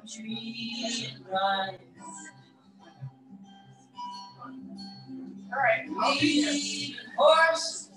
Not about you. Whatever. I'm good.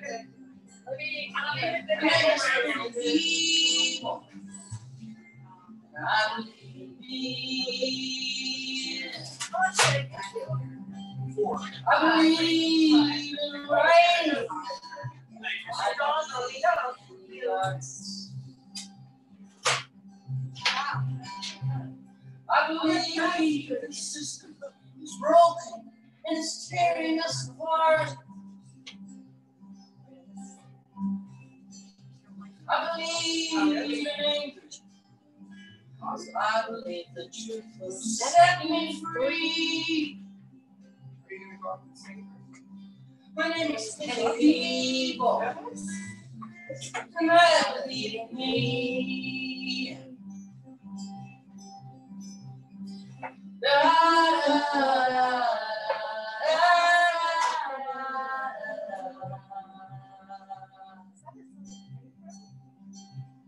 there's da, da,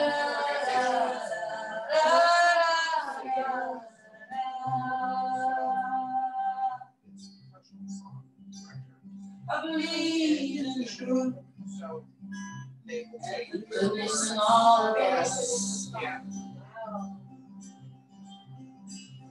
I believe in purpose, kick my own butt. I believe in starting over, heart without advocacy. My name is Penny Beaver, and I believe in me. My name is Penny Beaver, and I believe in me. Yeah. Da, da, da,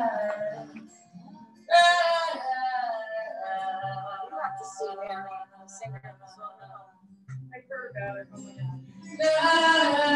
God.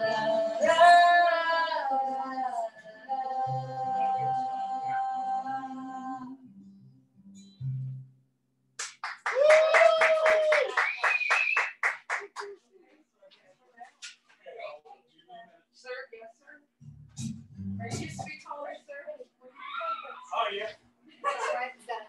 Yeah. So, I guess I did both. We're big now. Wow. Yes. There's other members as well. Yeah, we'd love to. I can share. Different singer stuff. I just did a different. Yeah. I like that. So, yeah, we're going to do this.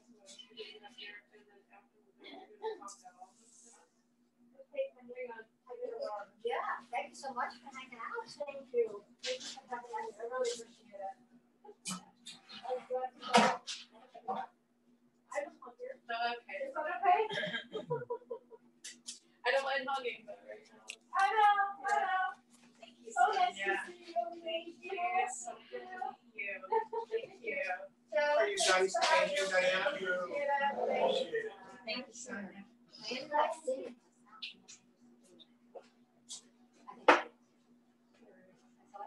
Yeah, that's what else, and then, you're going to suck up.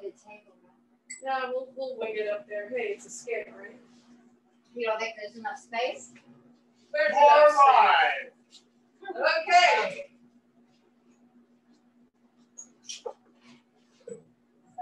Nice to meet you. Get home safe and have a very merry holidays. Thank you. Thank you. Reach out to Shelley. She's really a good person. And welcome back to Eden Cafe down here in Colony. Oh, my pleasure. We are going to start with the skit. Penny calls it a drama or dramatization. It's going to be about SOS. Okay.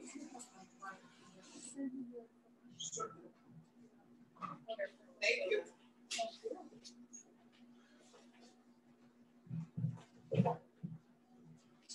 So in all fair, is that our table?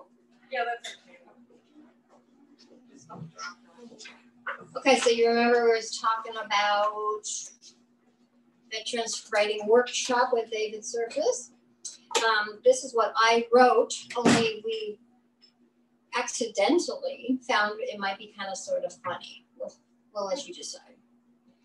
So all the material is here. I really know it in my head anyway, but just in case I forget. Anyway, the setting is the Enlisted Club, or AKA Eden Cafe. I happen to be here trying. Oops. I don't have my hand. Doesn't matter. I am Army. I'm Army. I'm sitting having a cocktail, trying to enjoy myself. I don't want to be bothered by anybody. Hi. How you doing? I noticed that you're wearing an Army ball cap.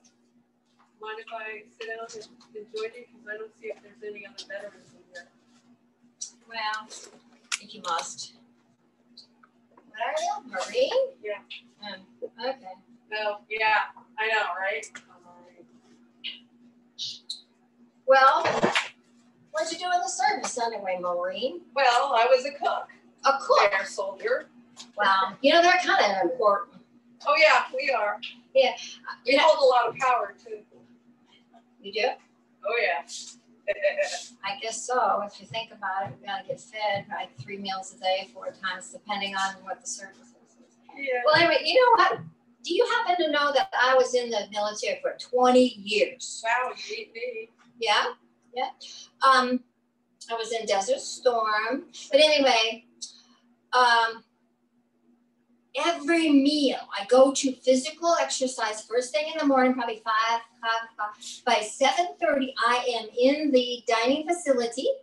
Do y'all call it a dining facility? It's flip-flops. We call it a mess hall, dining facility, whatever you want to call it that day. That was my place to go. Even today, if you don't feed me on a regular basis, it is hell to pay. Anyway, every morning for 20 years, I had SOS. Shit on a shingle, they call it. Yep. And it kept me going until my next meal. You never know when that next meal is going to be, you know. Yeah, you guys didn't know when you would have the next meal, but hey, we were right there in the mess hall. So and by the way, after I hit a certain rank, making SOS and grits was my 2 products to make. Is that right? That's right. Well, tell me what makes it taste so good in the Army. Well, you're a Marine, you wouldn't know. Actually, you see, in the Armed Force Services, we have these universal recipe cards. Every service is supposed to make the very same product. Really? Oh, yeah. However, it doesn't always come out the same. Why is that? Because the cook may add or subtract. Really? Let me see that card. Well, this one is SOS or chip beef? What do you got? No, there? this one is. That's beef stroganoff. No, actually, it's beef balls stroganoff. They happen to be in my piece of writing right there. I know how to make beef stroganoff. You do? I do, according to Miss Penny. Oh, well. Anyway, so but hang on. I do happen to have. How many cards you got there? I got plenty. Don't worry.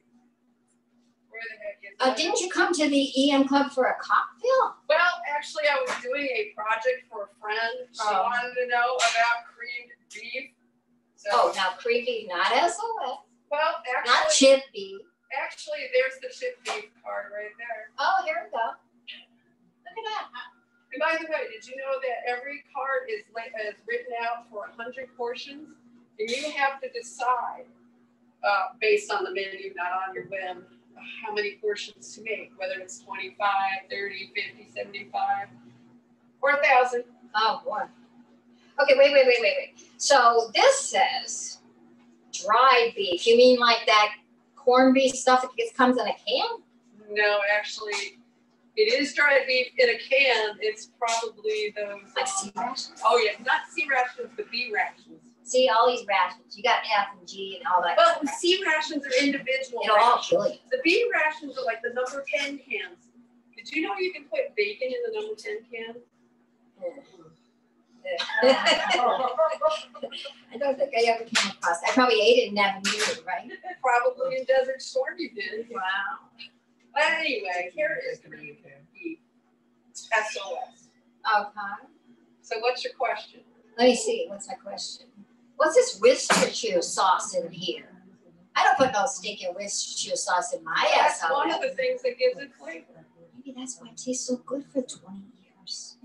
Yeah, you know, they put beef and gravy base in there. You know, the powdered. Oh, yeah. But you know what I do? You know what I do? It's so easy. You just put a little ground beef, you know, 75%. We don't be fat souls. But anyway, you just fry it up and break open Campbell's Soup's cream of mushroom soup. Blend it in a little milk, just see what consistency you want. I can feed a whole family. Or you could do this and just put it in the beef or the turkey, which they're doing now. Oh, wow. Okay, look at that. Country gravy, it says. It's a little spicy, but that's hey, like, a lot of people do like it a little kicked up a notch. That's like the old Rhoda Emerald. Old milk gravy that Mom used to make, or that sausage gravy. Sausage gravy. I spent some time down south. It was yummy over biscuit. Okay, what else we got here? Let me see. Well, anyway, back to your beef stroganoff. All I do is take that same sauce I was just telling you, put it over some egg noodles, blend it all in, pop it in the oven, little crackers on top. We got beef stroganoff. Okay, whatever works and floats your boat. Or you can switch out to tuna, and what do you have? Tuna noodle casserole. I had a couple babies. We got through it okay. I know. I had a couple too. You had a couple babies? Yeah. Okay. Let me see. So, is there? Are we done yet? We're getting pretty close. Have you had enough of that SOS? Well, yeah, I had it for 10 years of my life. Oh, I got one more thing to say, and this is so one of the reasons I know that I've had a good meal, when you sit down and I'm new to a family, for instance, I married somebody who already had children and they had grandchildren. So I decided I was going to make SOS. They didn't know what it was. I wouldn't let them in the kitchen. They couldn't see what I was up to. They just knew it smelled so good. Sat down at the table. You didn't hear anybody talking. They're just eating. Sorry. Have a drink. Oh, thank you. I am at the enlisted club.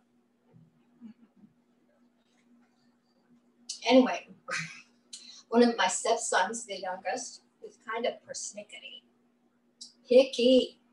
Doesn't eat leftovers. He used to not eat leftovers till I came along. Anyway, he said, "This is money. If that is not the best compliment a stepmom can get." Thank you. Good. Thank you, Penny.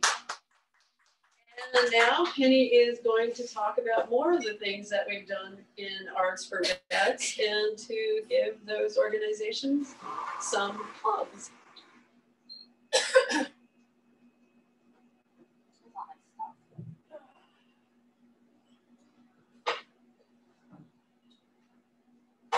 I guess I'm gonna need some stuff. I don't know. Anyway, what I want to show you right now. This happens to be my brother. He is a veteran. He is Rick Madden, and some of you might have seen Geriatric Olympics. I did post it. It's already pre-recorded. But anyway, well, thank you, Vanna. You're welcome. Anyway, what he has here, can you see he's holding it's called a hug mug, and it's with Pig Strong that makes the hug mugs. And Arts for Vets actually painted a number of them. And so the rest of the story, if somebody could bring me a plate, one of those plates, Amy's plate maybe, or yeah, it doesn't matter.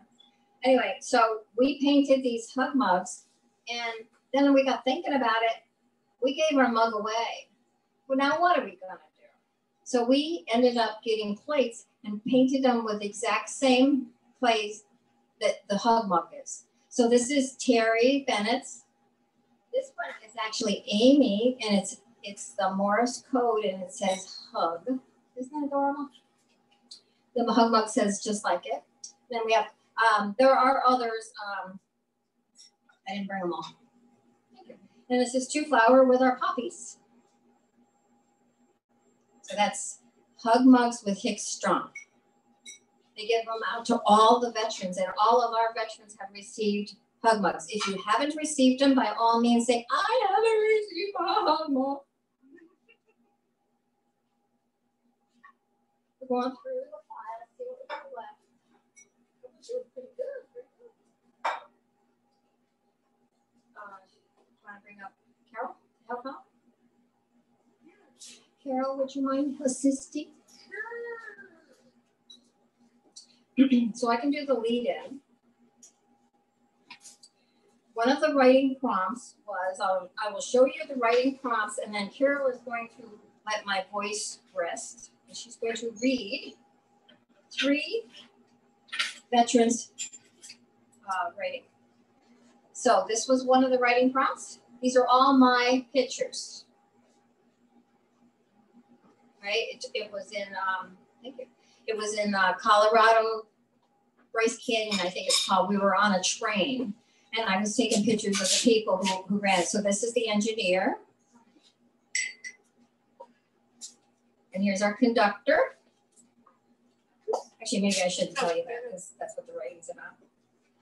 But the Arts for Vets writers did not have a clue as to what I'm about to tell you. They made up their own story. And this is Leslie.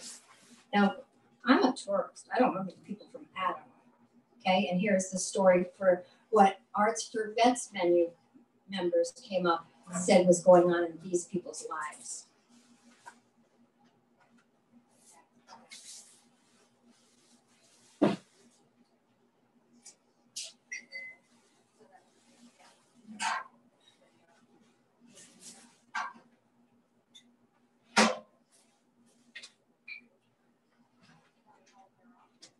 Yeah.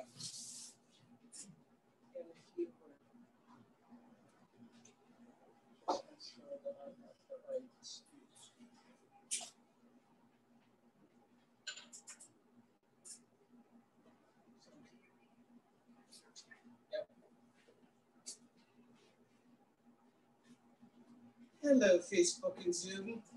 Country Gal, From the Fields to the City by Christine Rose Hasuka. Happy with the fields beneath the mountains with cattle grazing and her loving family, she was content. Then, almost grown, an accident happened, death all around. She was alone now. No fields beneath the mountains, no cattle to graze, most of all, no family. She alone had to go somewhere. With packed bags, her hat and boots, she left for the city. Walking and looking up at the tall buildings, hiding the skies and seeing all the people, she felt sad and so alone. Then a sign for the railroad she saw posted in a window. Wanted, it said, tour guide for the mountain ride, must know the area. She did. Happy again for now. She was needed. She made strangers happy. She proudly made them smile.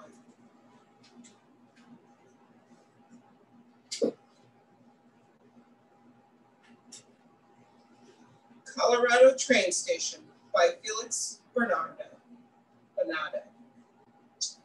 Here you see a young lady on the way to work, maybe. She is presentable for her generation. Looks like she could be trusted doing a job. I wonder where she may be traveling. If knowledgeable, I would probably hire this person. I experienced many people over the years whose outward appearance is a mirror of the kind of work or quality of work they do.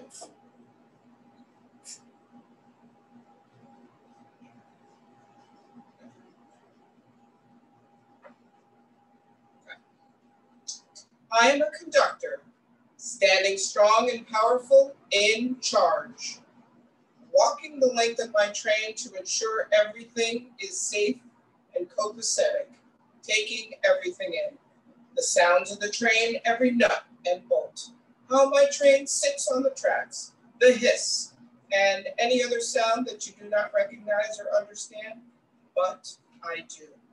I look at my whole train walking up and down the platform to ensure everything is ready for the next group of onlookers. I have been on this trip so many times, But you have not, and I am ready to make you smile and enjoy the scenery for a trip of a lifetime. My train has just suppressed the steam whistle. It is time to stretch my legs so my guests can enjoy my rails. I must ensure my uniform is professional at all times. My uniform must be clean, pressed, and presentable. I must be adequately groomed so you will feel safe, and I have everything under control. Although I am an authoritative figure, you must feel it is okay to approach me with any questions or issues you may have. Be ready to have me punch your ticket and ensure you have purchased one. These are my rails, and I have the answer to every question you ask. All aboard my train! It will not leave without me, but we must always be on time. The sleek long lines alongside the sides, the heavy iron carrying something so precious and fragile. My train is ready for you. Be ready for a trip of a lifetime, something I have worked so hard for and have the honor to have become, the countless hours of study time and safety training. Nothing ensures that I have completed the task of performing as a conductor and the countless education that goes into it than the roar of my train racing down the tracks.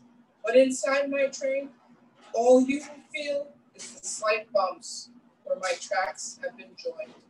Yet to think that you are on vacation or just on a trip to see the scenery, my staff and I must work diligently to ensure you do not notice anything other than a simple train ride through the trees or soaring mountains of my magnificent state. God has blessed us with gorgeous scenery, and with our hard work and my vessel, everything gets performed without any issue. But just looking at me, you would never know all of the work that goes into a simple train ride. All you see is a man in a uniform on a platform and a beard with a hat. But I see endless possibilities.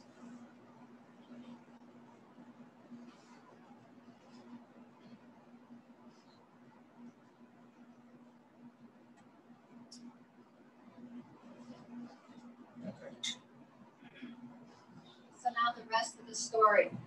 I showed these 3 photographs, and they did really well with their writing prompts. But this young lady lost her life 1 week later after I took her photo, probably the last photo anybody ever took of her. When they were backing up the railroad car, she went underneath. And so the reason I say that is, live for today. You know, if you have a chance to talk to somebody on the street, make up a conversation, whatever. 5? 5? All right.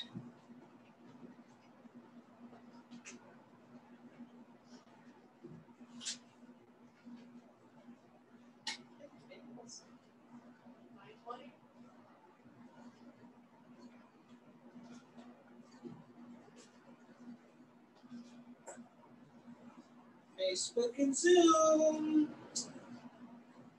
Everybody have a very, very happy holiday. Stay warm, stay safe.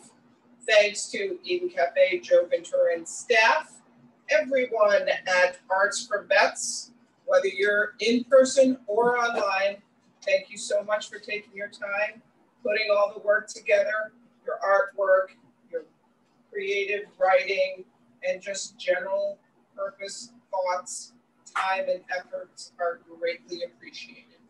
Carol, what are your books? Thanks, Denise.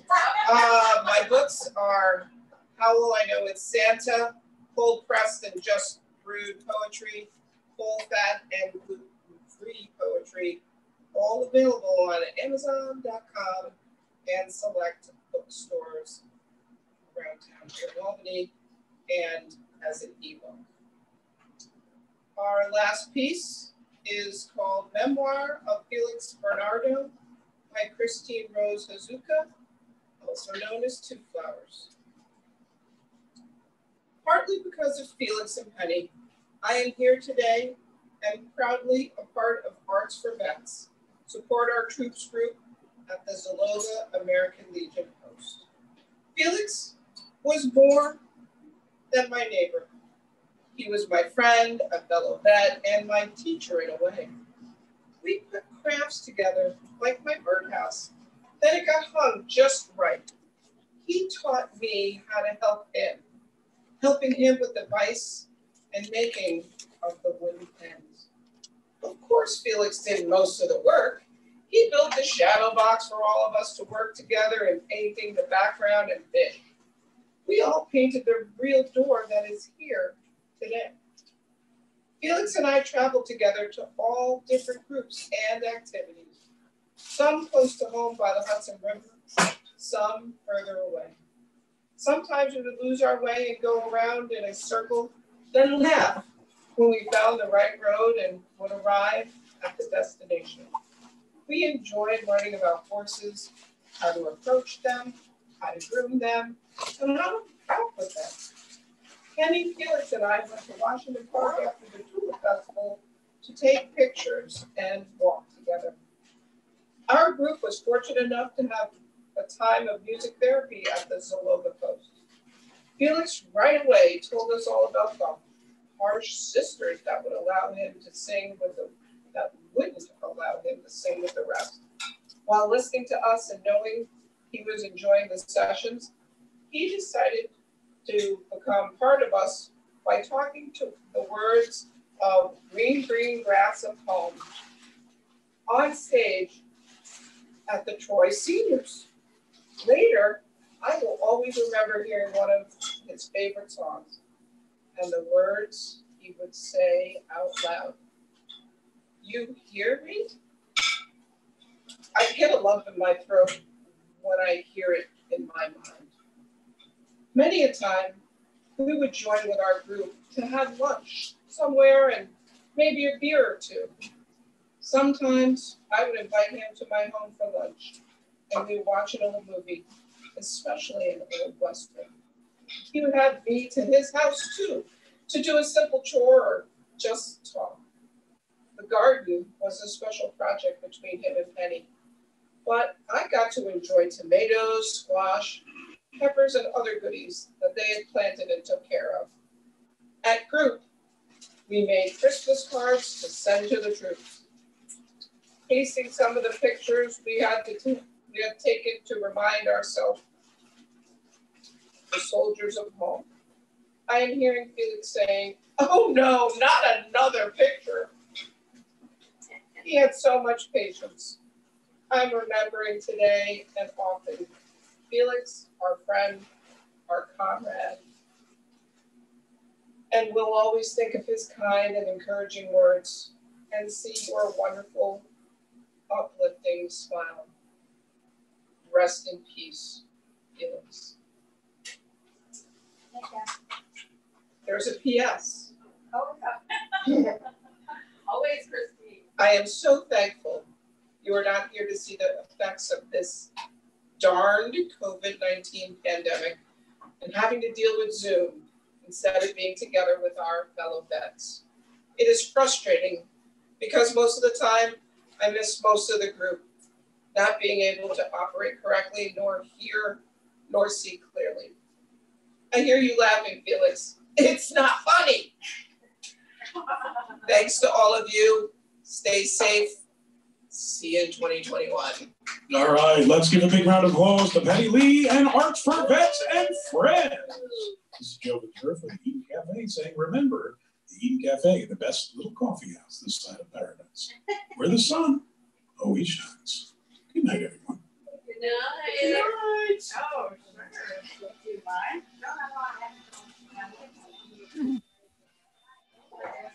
Awesome.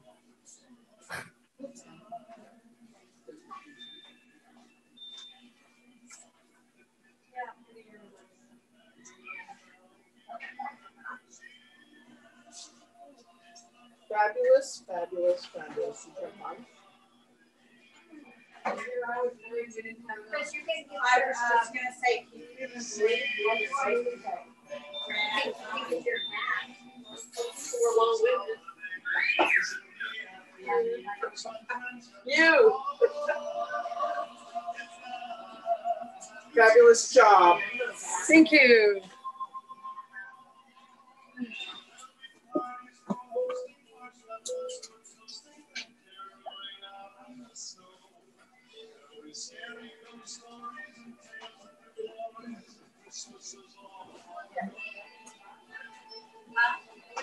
I know, it's it. Your song's easy to plan.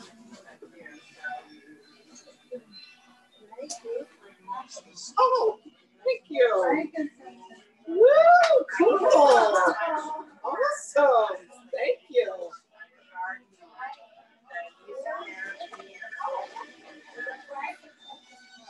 Oh, wonderful. Thank you. That is perfect. I love it so much. That is awesome. Oh, I know. This is. Right there's my bedtime. Merry Christmas. Oh, thank you. So frankincense and myrrh. Oh, cool. I love that. Is there anything else I'm supposed to say? I don't think so. It's whatever Terry gave you. I got a bag, yeah. I got one bag. You didn't get one bag. I'll make sure.